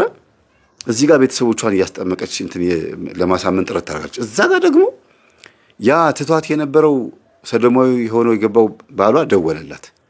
እኔ ሁሉ ነገር ትቼ ወደ ሀገር መጥቻለሁ አለችው። ግን አውቃ ነው ቤቱ በሷ ይዞታ ስር ነው ያለው። በጣም አልመጣችም፣ ምንም አላለችም። እኔ ኢትዮጵያ መጥቻለሁ እና ካፏ ድንገት ሾልኮ የወጣው ቃላቷ ምንድነው? እኔ እንደምታስበኝ አይነት ሴት አይደለም፣ ከዚህ በኋላ አላገባም፣ ምንም አይነት ጋብቻ የሚባል ነገር ግን ነፍስህን አድን ስትለው ጊዜ እያዳመጥኩት ነው። በእናትሽ ታምሜ ተኝቻለሁ፣ ቶሎ ድረሽልኝ፣ በራይድ ነው ይልኝ ሲላት ጊዜ እኔ ኢትዮጵያ ነኝ አለችው። አውቀሽ ነው አላት። ከዛ እኔ ሄጃለሁ፣ ከፈለክ ይኸው ማመን ትችላለህ፣ ቤተሰቦቼ ጋር ነኝ ብላ በቪዲዮ ኮል አሳየችውና ግን ጓደኛዬን እልክልሃለሁ፣ ቅዳሴ ላይ አብራኝ የምታስቀድስ ጓደኛ ያለች ዘማሪ ናት። በነጋችን ላይ የአርሴማ ቤተክርስቲያን ዘማሪ ናት። በዚህ አጋጣሚ እግዚአብሔር ይስጥሽ፣ ተባረኪ፣ እግዚአብሔር እጅሽን በበረከት ይሙላው። በቃ ሌላ ምንም አይደለም። ዘማሪ እህታችንን እሷን እልክልሃለሁ፣ ትመጣለች፣ የምትፈልገው ነገር ታሟላላለች፣ ታግዛለች አለችው። እሺ ብሎ እሷም ሂጂለት አለቻት። በራይድ ቶሎ ደረሰችለት። ስለምትተማመንባት ነው የላከቻት። በምን በክርስትናው በጉልበትም ጉልበት ላይ ጎበዝ ናት በጣም ማለት ምንም ወንድ አያሸንፋትም። ያው ነው ግን ጥልጥል የምታረግ ነች የነበረችው።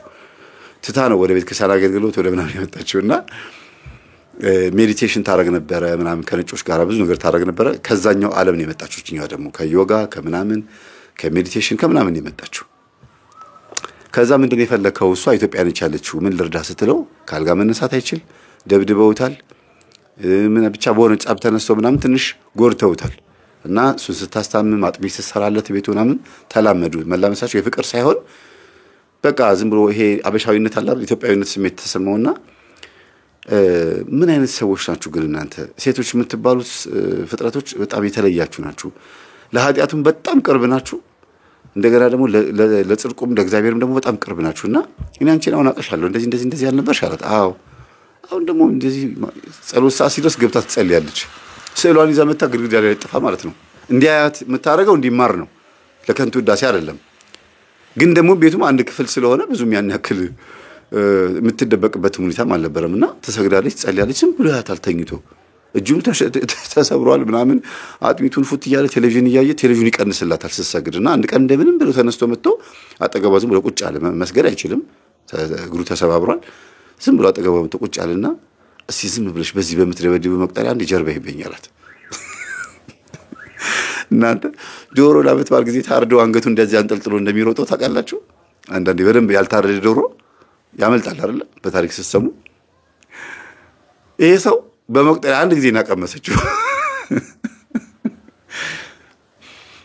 ከመቼው በመስኮት ዘሎ ወጥቶ ያን የተሰበረ እግሩን ያንፏቀቀ የነበረ ሰው ማለት ነው መኪናውን አስነስቶ እንደ ብሎ ካጠገቧ ብን ብሎ እንደሄደ ሊያውም የራሷን መኪና እኮ ነው እና ለፖሊስ ብታሳይ በዚህ በዛ ቢከተሉት ምን ቢሉት ከዛ ፖሊሶቹ አብራቸው ነበር የምትሄደውና ምንድነው በእጅሽ ያዝሽው አሏት እና ምን ትበል መቁጠሪያ በእንግሊዝኛ ምን ይባላል የሆነ ስም ይኖራል ብቻ እና ግራ ገባኛለች አይ ይሄ ሃይማኖት እንትን ነውና በዚህ ስመታው ነው ሮጦ የወጣው በዚህ አውስቲ ምችኝ አላት ፖሊሱ ነጮች ታውቃላችሁ እንትን ናቸው ቼክ አፕ ማድረግ ይፈልጋሉና ከዛ ስትመታው ጊዜ ያማል አይነት ነገር ማለትና ቃል እየቀለዱ ግን ደረሱበት የትም አይሄድም የትም ስለማይሄድ ነው እና መኪናው ሳይጎዳ መያዝ ስለፈለጉ ነው የትም አይሄድም እና ያዙት አስቆሙት ከዛ መኪና ላይ መጡትና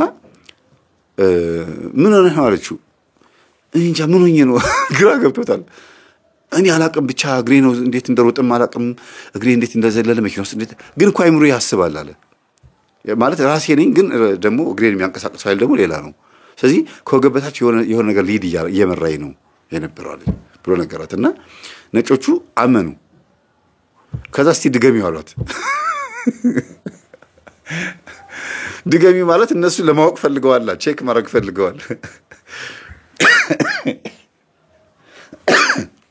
ይቅርታ ቪዲዮ ስላለ ነው ያዘው እኔ ቪዲዮ ባይነ ለኔታ ስለብኝ ነው እና እየፈራች ነው ምክንያቱም ሊመታችሁ ይችላል መሳሪያ ሊቀማችሁ ይችላል ምናምን ብላችኋል ኖ ችግር የለውም አንቺ ዝም ብለሽ ብቻ ምቻዋሏት ከዛ መታችሁ ድፍት አለ አራት ውጂማ ማለት ከዛ አይ አሞት ነው በጂሻሹ ነገር አሞት ነው ብሎ ሲሏት ጊዜ እሷ ደግሞ ምን አለች ነው ይሄ የሚያሳም ሆነ አይደለም ተመልከቱ አለቻቸው በመቁጠሪያው ዝም ብላ እንደዚህ ነካ እንደዛ ቁጭ እዚህ ጋር ለሚዛ ውስጥ ስለሆነ እንጂ ዝም ብላ እንደዛ ጀርባው ላይ ቁጭ ስታደርገው ጊዜ ከመጀመሪያው ልቁ ብሎ ጮኸ ነጮች ፊት ማለት ነው ከዛ ተቀበላትና ሲያገላብጠው እኔ ለምንድን ያልጮህኩት አላት አንተ አላመንክም አለችው እሱ አምኖ ነበር እንዴት ብሎ ነው ያመነው እየሰገድኩ እየጸለይኩ ነበር አጠገቤ መጥቶ ተቀመጠ ከዳንኩ ከተፈወስኩ ብሎ ምችኝ አለኝ ስለዚህ ተቀብሏል ማለት ነው እኮ እኔንም እኮ ምችኝ አልኩኝ ኖ አንተ ኦርቶዶክስ አይደለም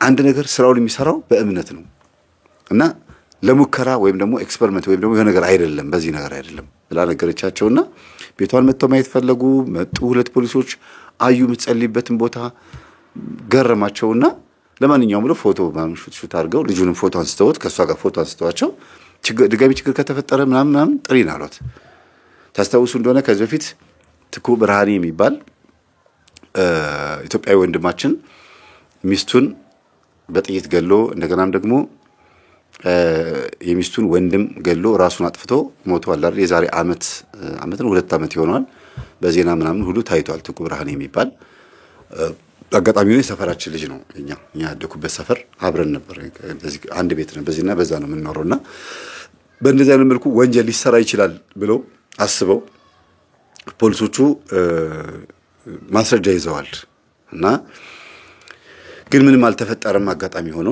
እቺ ልጅ የተፈጠረው ነገር በሙሉ ደውላ ትነግራታለች እና አንተ ምን ሆነህ ነው አለችው የሚያግዝ ሰው ስታገኝ ትሮጣለህ እንዴ አለችው አራኝ አይደለም የሮጥኩት አሁን ገብቶኛል አንቺ ጭራሽ እንደማያቅቶኛለሽ እንዴ እኔ እኮ አይደለም ይሄ ጠቋር ምናምን ምትዩ ሊሆን ይችላል አላት እኮ እንደዛ ከሆነ ራስህን ግዛ በቃ ራስህን ኮንትሮል አድርግ አለችው ከዛ ምን ላርገው አለቻት እቺ ዘማሪቷ ምን ላርገው ስትላት ዝም ብለሽ እጁን በክር በነጋችን ላይ ክር ታቃላችሁ የልብስ ክር ዝም ብሎ ክር እኮ ነው በእናታችሁ ገመድ ማለት ነው በቃ ክር ስስ ነው በጣም እጁን ሰሪው አለቻት ከዛ ይሄ እንዴው የቻርጀር ገመድ ነው ክር እኮ ነው አንድ ክር እጁ ዝም ብላ እንደዚህ አሰረችውና ይህ ክር ለመናፍስቶቹ የእሳት ሰንሰለት ይሆንባቸው ብለሽ ጸልይና ሰይፈ መለኮት ሰይፈ ስላሴ ጸልየሽ ተኛ አለቻት አታምኑም እንደዛችሁ እጁ እንደታሰረች ሌላው ሰውነቱ ሁሉ ሲላላጥ እጁ ጋር ያለው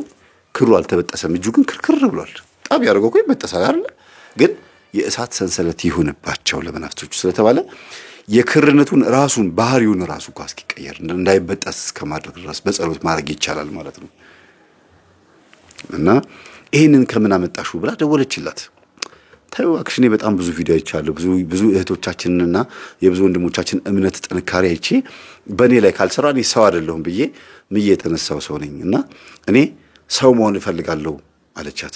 ሰው አይደለሽ እንዴ አለቻት ዘማሪቷ በራሷ እኮ መንፈሳዊ ነች። የኛውን ትምህርት አዳምጣች መቁጠሪያውን በመምታት መንፈስ መያዝ እንደሚቻል ስጋ መጎሰም እንደሚቻል ስርዓት ማስያዝ እንደሚቻል መናፍስትን ስጋንም ስርዓት ማስያዝ እንደሚቻል ታውቃለች። ሳምና ግን የዚህን ያክል አልሄደችም እንደ ልጅቷ። ታሪኳንም ስለምታውቅ በጣም ገርሟታል። አንቺ መቅደላዊት ነው የምትላት ማርያም መቅደላዊትን አርጋ ነው የምታያት እንደዛ ነው የምታያት እና እንዲህ አይነት ስሜትም እንዲሰማት ነው የምታረጋት። አቤት ትላለች እኛ ደግሞ በጣም ይገርማችሁ። እንዴት ነው ግን እንደዚህ አይነት እምነት ያገኘሽው? በእናትሽ አስቀናሽኝ። እንዴ ስንት ዓመት ሙሉ ቤተክርስቲያን እያገለገልኩ ስትላት አይ በቀናት ነው እንጂ ምን ሊያየው እኔም አንቺም እኮ ከቤተክርስቲያን ወጥተን ነበረ። ልዩነቱ ያመለካከት በደንብ የማዳመጥ ጉዳይ ነው። በደንብ ትምህርት አዳምጪ አለቻት። እኔ ሰው ለመሆን ነው ራሴን እየጣርኩ ያለሁት ሰው ለመሆን። ይሄን ሲያወሩ ይሰማቸዋልና ሰው አይደለሁም ማለት ነው እኔ ወደ ኢትዮጵያ መሄድ አለብኝ ብሎ ኢትዮጵያ ለመምጣት ያለውን ዛለውን ንብረቱን የሚያስፈልገውን ነገር ሁሉ አስረክቦ መሰብሰብ ያለበትን ገንዘብ ሰብስቦ ምናምን ገንዘቡን አስተላልፎ ኢትዮጵያ ውስጥ መጠቀም እንዲችል አድርጎ ገንዘቡን በተለያየ ዘዴ ያው በዚህ ያላችሁም ወደ ኢትዮጵያ አስተላልፈና ለመምጣት ይቆርጣል። ይሄ ሁሉ ግን በስንት ወር ውስጥ መሰላችሁ? በ5 ወር በ4 ወር ውስጥ ነው። መስገድ ጀምሯል፣ መጸለይ ጀምሯል፣ ከሶዶማዊነት ህይወት ወጥቷል። ከዚች ዘማሪቷ ጋር አብሮ ማስቀደስ ጀምሯል። አለባበሱን አስተካክሏል። ሶዶማውያን የሚለብሱት አለባበስ አለ። ካልሲ የሌለው ጫማ፣ ካልሲ እንኳን ቢያደርጉ ከቁርጭምጭሚታቸው በታች የሆነ ካልሲ ነው የሚያደርጉት። ጥብቅ ያለ ሱሪ፣ ቀጭን ቀበቶ፣ ጺማቸውን ይሄን ሙሉጭ አርጎ የሚላጩ ሰዎች በነገራችን ላይ ካህናትም ሆነው በተለይ ካቶሊክ ካህናት እና አገልጋዮች በጣም ይገርመኛል። ለምን እንደዚህ ነው የሚያደርጉ? ጺም እኮ ክብር ነው፣ ውርደት አይደለም። ምንድነው ቀጠሮ ያለበት እንትን ይመስለው ጋር ዝም ብሎ እንዲህ ሙልጭ አድርገውት ዜሮ አድርገው መነኮሳት ሆነው ጺማቸውን የሚላጩ ሰዎች እኔ ይገርሙኛል በጣም። ምን ማለት ነው? ቢያንስ እቺ ሬዝ የምትባለው እንኳን ማስቀረት እንደው ተገቢ ነው አይደል? ወንድ ለመምሰል እኮ ትንሽ መቅረት አለበት አይደል? ያሳፍራል፣ በጣም ያሳፍራልና ይሄን ሁሉ ኖርማል አድርጎት በቃ እንደማንኛውም ወንድ ማሳደግ እንዳለበት አሳድጎ ጥሩ ደስ የሚል ጎልማሳ ሆነ። ጸጉሩንም ለዛው አጠቃላይ ወንድ የመሽተት በተፈጥሮ ነው የምላችሁ የመሽተት ነገሩ ላይ እየመጣ እና ገንዘቡ ሁሉ አስተካከለ። ሰዶማዊ ስታይሉን በሙሉ ቀይሮ ተፈጥሯዊ የሆነ ማንነቱ ወንድ መሽተት ሲጀምር ኢትዮጵያ መጣ እና ተጠንቅቆ ነው። ግን ኃጢያቱን በእርግጥ ደስ የሚለው ነገር እየሰገደ ስለሆነ መንፈሶች በተወሰነ መልኩ ተገርተውለታል፣ አልወጡም። ግን ስራቸውን አቆመዋል። ይሄ ምኞት ምናምን የሚያሳስቡትን ነገር ምናምን ቆሞለታል። ያልቆመለት ግሎሲብ ብቻ ነው። ግሎሲብ በጣም ያስቸግረው ነበረ፣ ማስተርቤሽን ማለት ነው። እሱንም አቆመ። እዚህ ሲመጣ ቆመ፣ ተወው በቃ። ኢትዮጵያ ሲመጣ የተወኝ ነው የሚለው። ከገባሁባት ሰዓት ጀምሮ እኔ አልፈጸምኩትም ነው ያለው እና ስልኳ ጋር ሲደውል ወንድሞቿ ናቸው ያነሱት። የት ነች ብሎ ሲጠይቃቸው ሱባኤ ናት እና እኛ ቤት አረፋሉት። እነሱ ቤት አረፈ፣ እናቷ ቤት ማለት ነው አረፈ። አላወቀችም እሷ እንደመጣ ባሏ ነኝ ስላለ ነው እና አረፍ ያሉት። ከዛ መጣ። ብር አለው ብሎ ስለሚያስቡ ነው በነገራችን ላይ አሳረፉት። ከዛ ገዳም ነች ሲል እኔ መሄድ እፈልጋለሁ አለ። ሻንጣውን አስቀመጠ። ገንዘቡን ያው ባንክን ያስቀመጠው። ከመጣ በሁለተኛ ቀን ላይ ነው የደወለላት ካስተካከለ በኋላ ማለት ነውና ወደ ገዳም ካልሄድኩ ብሎ ስላስቸገራቸው ይዘውት ሄዱ። እሷ ወዳለችበት ገዳም ሄዱ። ሁለት ሱባኤ ገብታለች፣ ስትወጣ ታገኛታለህ ተባለ። ሱባኤም እንደሆነ አላወቀም ነበር። አገኛታለች ነው። ይኸውልህ ሱባኤ ማለት ከገቡ የማይወጣበት 14 ቀን ብላን የገባችው አሁን 7 ቀን ይቀራታል አሉት። እስክትጨርስ እሱ 7 ቀን ሲጠመቅ ወዲያ ወዲህ ሲል ገጠሩን ከተማውን ሲያይ ዝም ብሎ ካገኘው ከጸበልተኛ ጋር ወዲያ ወዲህ ሲል ምናምን ቆየ። በጸበልም ምንም መንፈስ አልተያዘለትም፣ አልወጣ፣ ምንም አላለም።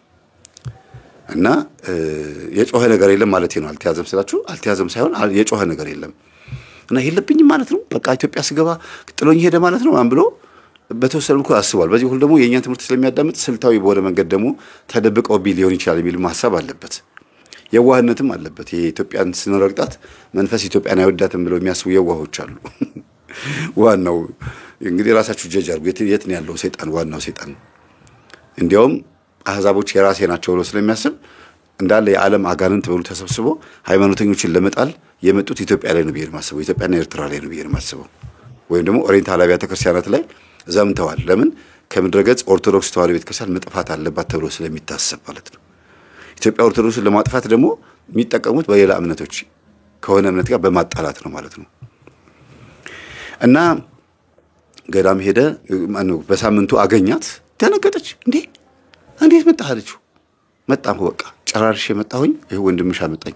ለምን አመጣህ አለችው። እኔ አታምጡት አላልሽንም? እንደሚመጣም አናቅም። ባሏን ስላለ መጣ ነው። ከዛ ገርሟት ጸበል እንዳልጨረሰችና አንድ ሱባኤ እንደምትቀጥል ነገርሽ ቀጥላ እኔም እዚሁ ቀጥላለሁ አላት። እዚሁ ነው መሆኑ አላት። እና እኔ ወደ ከተማ ልመለስ ትምህርት ስላለብኝ ለማድረስ የመጣሁት አለ። በሳምንቱ ተመለሰ ወንድሟ ማለት ነው። ይሄ ግን ባለቤቷ ግን አብረው እዛው እየተጠመቁ ምን እያሉ ድንገት ጠፋችበት። ጠዋት ሲነሳ የለችም። ከዛ ብትፈለግ በዚህ ብትል ጅብ በልቷት ነው ቢባል አበደ። በቃ አለቀሰ። በቃ ምን ያርግ? ወዴት ያምጣት? ከየት ያምጣት? እና በጣም በቃ አዘነ። 2 ቀን 3 ቀን ሆናት። የት ገባች ተብሎ እንዴት ይፈለግ? ከዛ አባ ገሌ ጋር ነው ብዙ ጊዜ ሄደች። እሳቸው ጋር ነው የምትገኘው። ከእሳቸው ስራ አጠፋም ተብሎ እሳቸውን በተደጋጋሚ ያገኛቸው ነበርና አባቴ የት እንዳለች አልነገረችሁትም?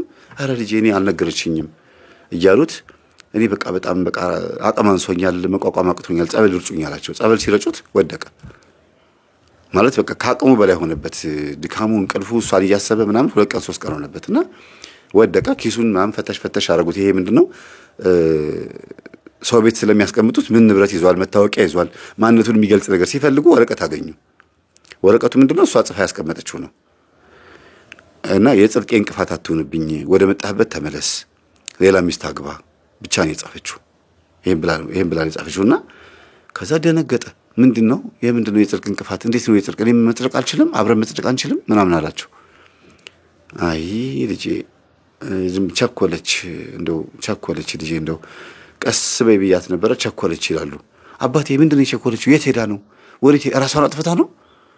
በቃ ማለት መቆጣጠር ሲያቅተው እሳቸው ዝም ሲሉበት ጊዜ ወደ ወንዙ ዳር ላይ ሄዶ ሬሷን መፈለግ ጀመረ። በቃ ሞታ ነው፣ ራሷን አጥፍታ ነው ብሎ ነው ያሰበውና እንደሱ አይደለም የት እንደሆነ አይታወቅም እንጂ አባ እመነኩሳለሁ እያለች እያስቸገረቻቸው ነበረ።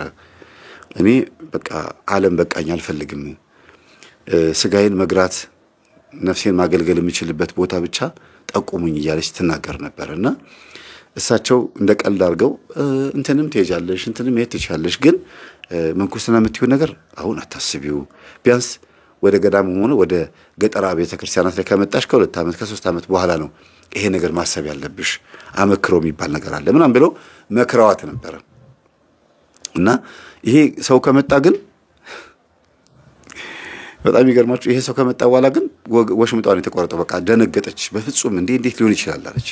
እንዴት በፍጹም እኔ እግዚአብሔር ምናልባት እንድመነኩስለት ነው የሚፈልገው። እኔም የምፈልገው ይሄንን ነው።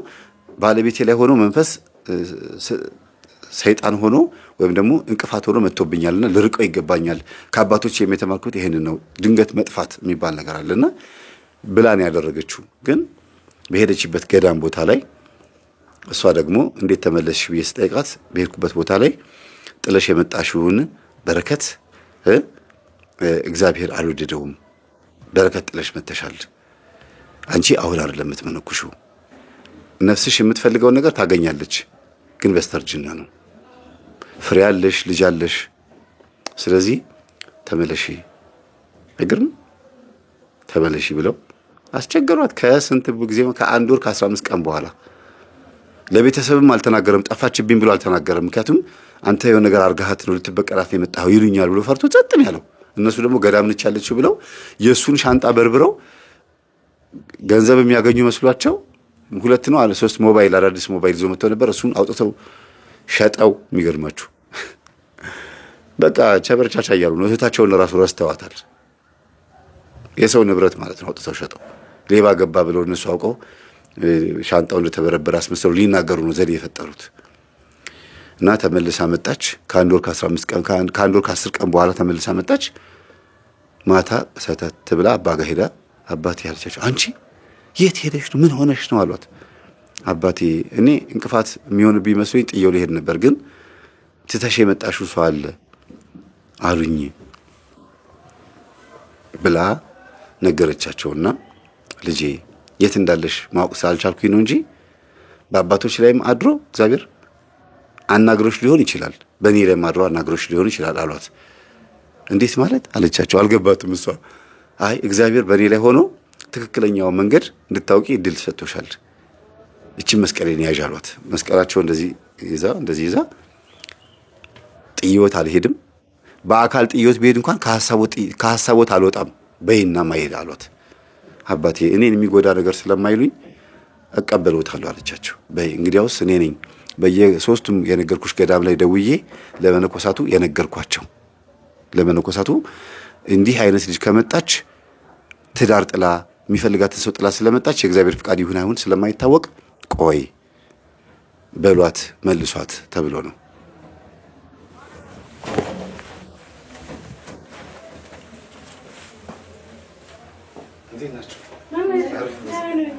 እየተቀረጽኩ ነው እንግዲህ ያው ገብታችኋል ካሜራ ውስጥ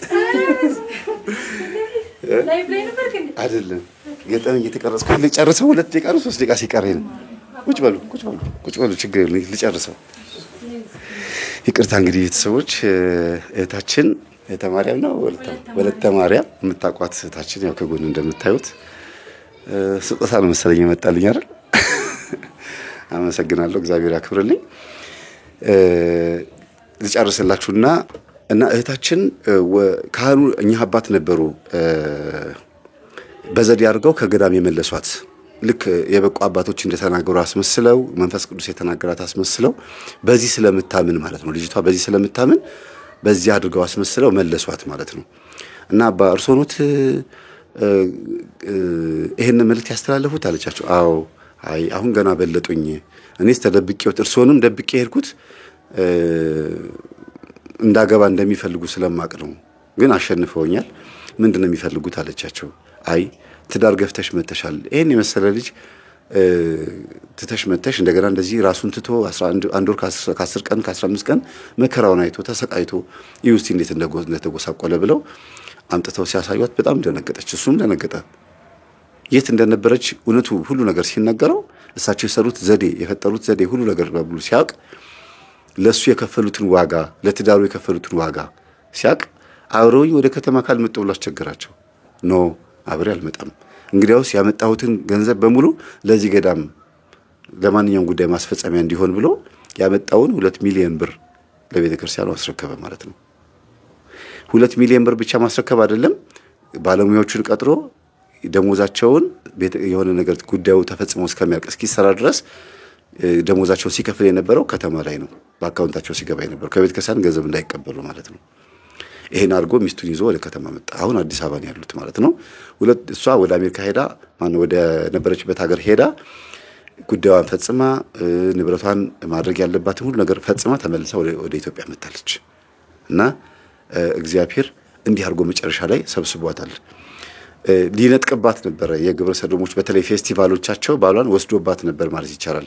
በድምጾቻ በቴሌቪዥን የምታዩቸው ከጎኔ እንደምትመለከቱት በቪዲዮ የምታዩቸው ሰዎች ፌስቲቫል የሚያዘጋጁት ይሁን ማለታቸው ብቻ ሳይሆን እየለከፉም ጭምር ነው። በመንገድ ሲሄዱ ጥሩምባ እየነፉ እየጨፈሩ ከበሮ እየመቱ ብዙ ባንዲራዎቻቸው በሄሊኮፕተርም ጭምር ማለት ነው ማሳየት የሚፈልጉት እላያቸው ላይ ያለው የቡዳው መንፈስ ነው። ትንቢተ ዳንኤል ምዕራፍ 8 ላይ አውራው ፍየል በአይኖቹ መካከል ቀንድ ነበረው ይላል።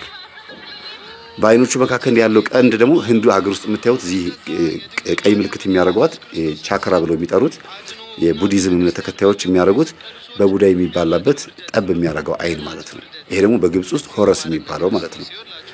ይሄንን መንፈስ ደግሞ በአይናቸው ላይ ኩል ይኳሉታል። አሁን ሰዶማውያን በተለይ ፖላንድ የሚባሉ ሀገራት ላይ በጣም ከባድ በሆነ መንገድ ይሄን ፌስቲቫል ያከብሩታል አይደለም። ውርደታቸውን ማለት ነው። ክብራቸው በነውራቸው ይላልና አይናቸውን ኩል ይኳላሉ። አብዛኞቹ ወንዶች ማለት የፖላንድ ወንዶች አይናቸውን ኩል ተኩለው ነው። በዛ አይናቸው ደህና የሚባሉትን ወንዶችና ደህና የሚባሉትን ሴቶች ሲመለከቷቸው የዚህ መንፈስ ተጠቂ ያደርጓቸዋል። ከዛ የነሱ ደጋፊ ኃጢአቱን ባይፈጽሙትም እንኳን ችግር የለውም ምን መብታቸው ነው ምናምን ብሎ ደጋፊ እንዲሆኑ ያደርጓቸዋል ማለት ነው። እና በቪዲዮም ስትመለከቷቸው በስመ አብ ብላችሁ ነው ማየት ያለባችሁ። በአካልም ስታገኟቸው መገሰጽ አለባችሁ ማለት በቻላችሁ ታቅም መቃወም አለባችሁ። አምላካችሁን ስም እየጠራችሁ እግዚአብሔር ይገስጻችሁ ማለት አለባችሁ። ለምሳሌ አንድ ወንድማችን ቅርብ ጊዜ የለቀቀው ቪዲዮ አለና እሱን ቪዲዮ ነው እያሳያችሁ ያለሁት።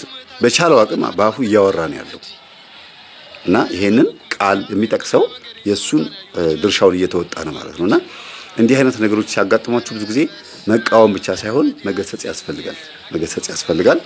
እግዚአብሔር አምላካችን እህታችንና ወንድማችንን በሰው ሀገር አገናኝቶ በኢትዮጵያ ላይ ደግሞ በገዳም ስላጣመራቸው ስሙ የተመሰገነ ይሁን። ሊያውም ከኢትዮጵያም ደግሞ በገዳም አስቡት።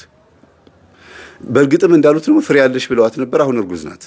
እግዚአብሔር ይመስገን። እሳቸው ለቀልድ ብለው ልጅቷን ከገዳም ያለ ጸጋዋ ሄዳ ሊሆን ይችላል ብለው አስበው ፍሬ ያለሽ ብለዋት ነበር። እንደዛ አንድ ልጅ ሞቶባት እንደገና ደግሞ አስወርዷት ምናምን የነበረች ልጅ ከስንት ዓመት በኋላ ሊያውም ከ32 እስከ 40 ባለው ጊዜ ውስጥ ልጅ ሊወለድ ብለው የሚያስቡ እህቶቻችን ትንሽ እንደ ቀደመ ጊዜያቸው ከ15 ዓመት እስከ 28 ዓመት እስካለው ጊዜያቸው ድረስ ፈርቲላይዝ ላያደርጉ ይችላሉ። ትንሽ ፈተና ሊገጥማቸው ይችላል። በየጊዜው እንቁላላቸው 2 ሚሊዮን እና 4 ሚሊዮን እንቁላል አለ። እሱ እየቀነሰ ይመጣል ነው የሚባለው። እንግዲህ የፈርቲላይዝ ስኬሉ እየወረደ ነው የሚመጣው ነው የሚባለው በሳይንሱ ነው። በእግዚአብሔር ግን ሁልጊዜ ሙሉ ነው። ስለዚህ እግዚአብሔር ፍሬ ሰጥቷት በሰላም እንድትገላገል ሁላችሁም ወለተ ብርሃን ነው የምትባለው ወለተ ብርሃንን እግዚአብሔር አምላክ መጨረሻዋን ያሳምርልን። በትውልዱ ኢትዮጵያዊም ኤርትራዊም የሆነውን ይሄን ወንድማችንን አምጥቶ እንግዲህ የእርቅ ምልክት አድርጎታል። እግዚአብሔር መጨረሻውን ያሳምርለት። ጸበል እየተጠመቀ አቡነ ዘበሰማያት እያለ ነው እንግዲህ ያለው። አሁን ሌላ ጸሎት አያውቅም። አባታችን እንኳን በአማርኛ አይችልም። አቡነ ዘበሰማያት ነው በአንድ ጊዜ የለመደው። እግዚአብሔር መጨረሻውን ያሳምርለት። ሳልናገርም አላልፈው ግን በሰው ሀገር ሆናችሁ ኢትዮጵያውያን ሆናችሁ በዝሙት ስራ የምትተዳደሩ ስራ ማለለውም በዝሙት አይነት ኃጢያት የምትተዳደሩ እህትና ወንድሞቻችን ያላችሁ በሙሉ አጠቃላይ እቺን ቃላት እንድትሰሙ ፈልገው እባካችሁን ብትችሉ ማለት ነው ኃጢያቱ እንዳለ ሆኖ አትቃወሙ። ይሄ የምናስተምረውን ትምህርት አትቃወሙ። ኃጢያቱ እኮ እየሰራችሁት ነው። ግን እንዴት ሰው በረከት ወደ ህይወቱ ሲመጣ ይሄ ጥሩ አይደለም፣ ይሄ መጥፎ ነው፣ ይሄ እንደዚህ እነሱ እንደዚህ ጠንቋይ ናቸው ሳይሆን ማለት ያለባችሁ ራሳችሁን ቼክ አድርጉ። እናንተ ውስጥ ያለው እንዳትድኑ እየተቃወመ ስለሚሆን እናንተም ኃጢያቱን እየሰራችሁት ከአሕዛብ ጋር እንደፈለጋችሁ ይሆናችሁ እንደገና መልሳችሁ እንደውም ይሄን ትምህርት እየተቃወማችሁት እንዴት ይሆናል? በየት በኩል ገብቶ እግዚአብሔር እናንተ ውስጥ ፈቃዱን ይፈጽም? ስለዚህ መቃወሙ ቢያንስ ቢቆም የመዳን እድላችሁ በጣም እየሰፋ ይመጣል ማለት ነው። የመዳን እድላችሁ እየሰፋ ይመጣል እና ወንድማችንም እስቲ ጀርባዬን አንድ ጊዜ ምቺኝ ብሎ ስላላት ነው ይሄ ምልክት የታየበትና እግዚአብሔር እንኳንም ረዳው። ስለነበረን ሰዓቱ ላይ አምላካችን ስም የተመሰገነ ይሁን። ሰላሙ ነው። ፖላንድ ምን ነካችሁ? አረ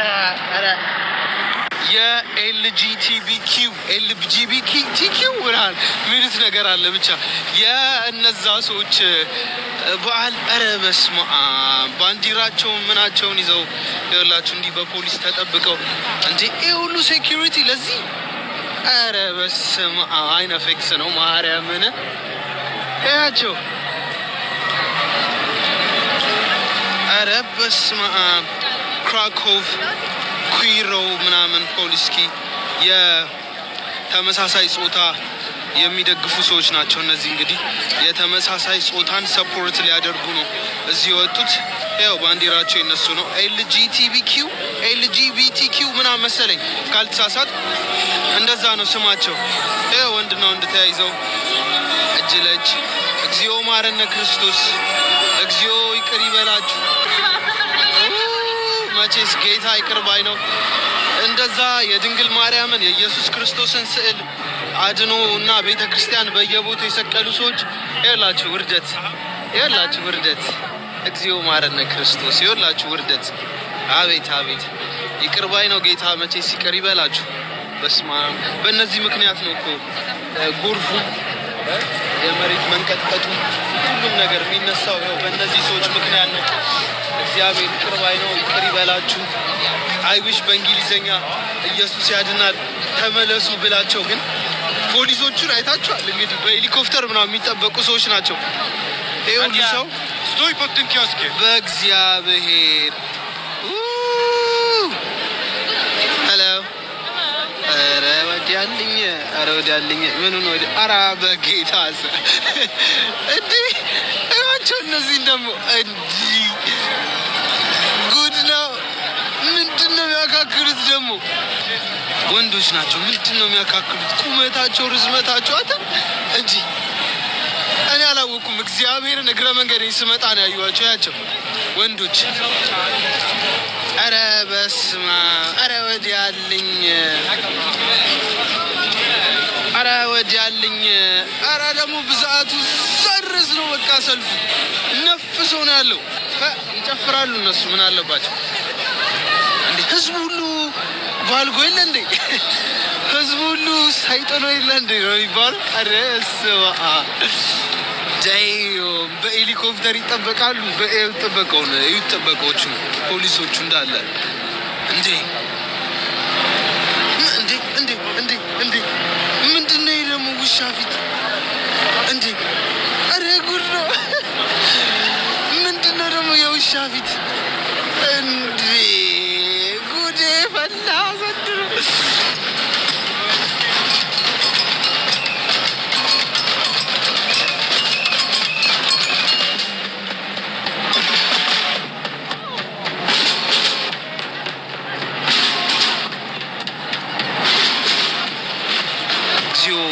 ፖላንድ ምንም ያልጠበቁ እግዚአብሔር አንድ የጠበቁት ነገር ምንም የለም እንዳለ ያልጠበቁት ነገር ነው እስካሁን ድረስ ያዩ ያለው this is madness anyway የዓለም ማዕበል እንዳይከተን ሲኦል አንተ አማልደን ሚካኤል አንተ አግዘን ሚካኤል የዓለም ማዕበል እንዳይከተን ሲኦል አንተ አማልደን ሚካኤል አንተ አግዘን ሚካኤል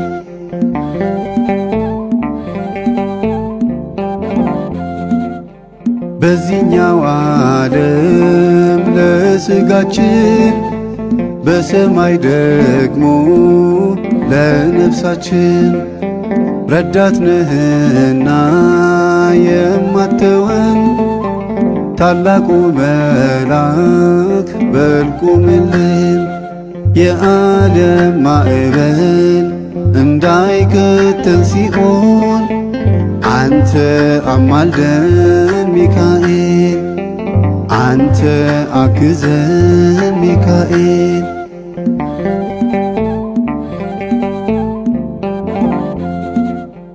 ሁሌም ደርሰሃል ለሁላችን እየቀደምከን ከፊታችን የምትራራ ነህ ለነፍሳችን ሚካኤል አንተ ጠባቂያችን የዓለም ማዕበል እንዳይከተን ሲኦል አንተ አማልደን ሚካኤል አንተ አግዘን ሚካኤል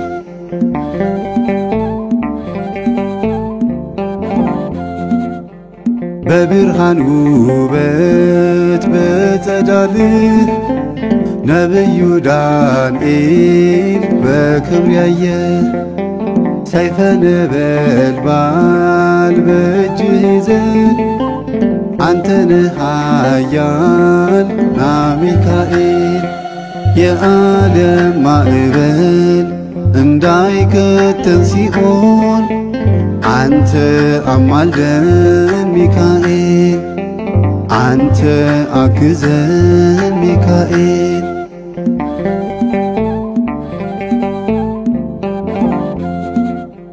ሕዝቡን ስትመራ በደመና እየመገብክም ህብስተ መና ብርቱ አገልጋይ ነህ ድንቅ ፋና የብርሃን አምላክ ሾሞሃልና የዓለም ማዕበል እንዳይከተን ሲኦል አንተ አማልደን ሚካኤል አንተ አግዘን ሚካኤል የዓለም ማዕበል እንዳይከተን ሲኦል አንተ አማልደን ሚካኤል አንተ አግዘን ሚካኤል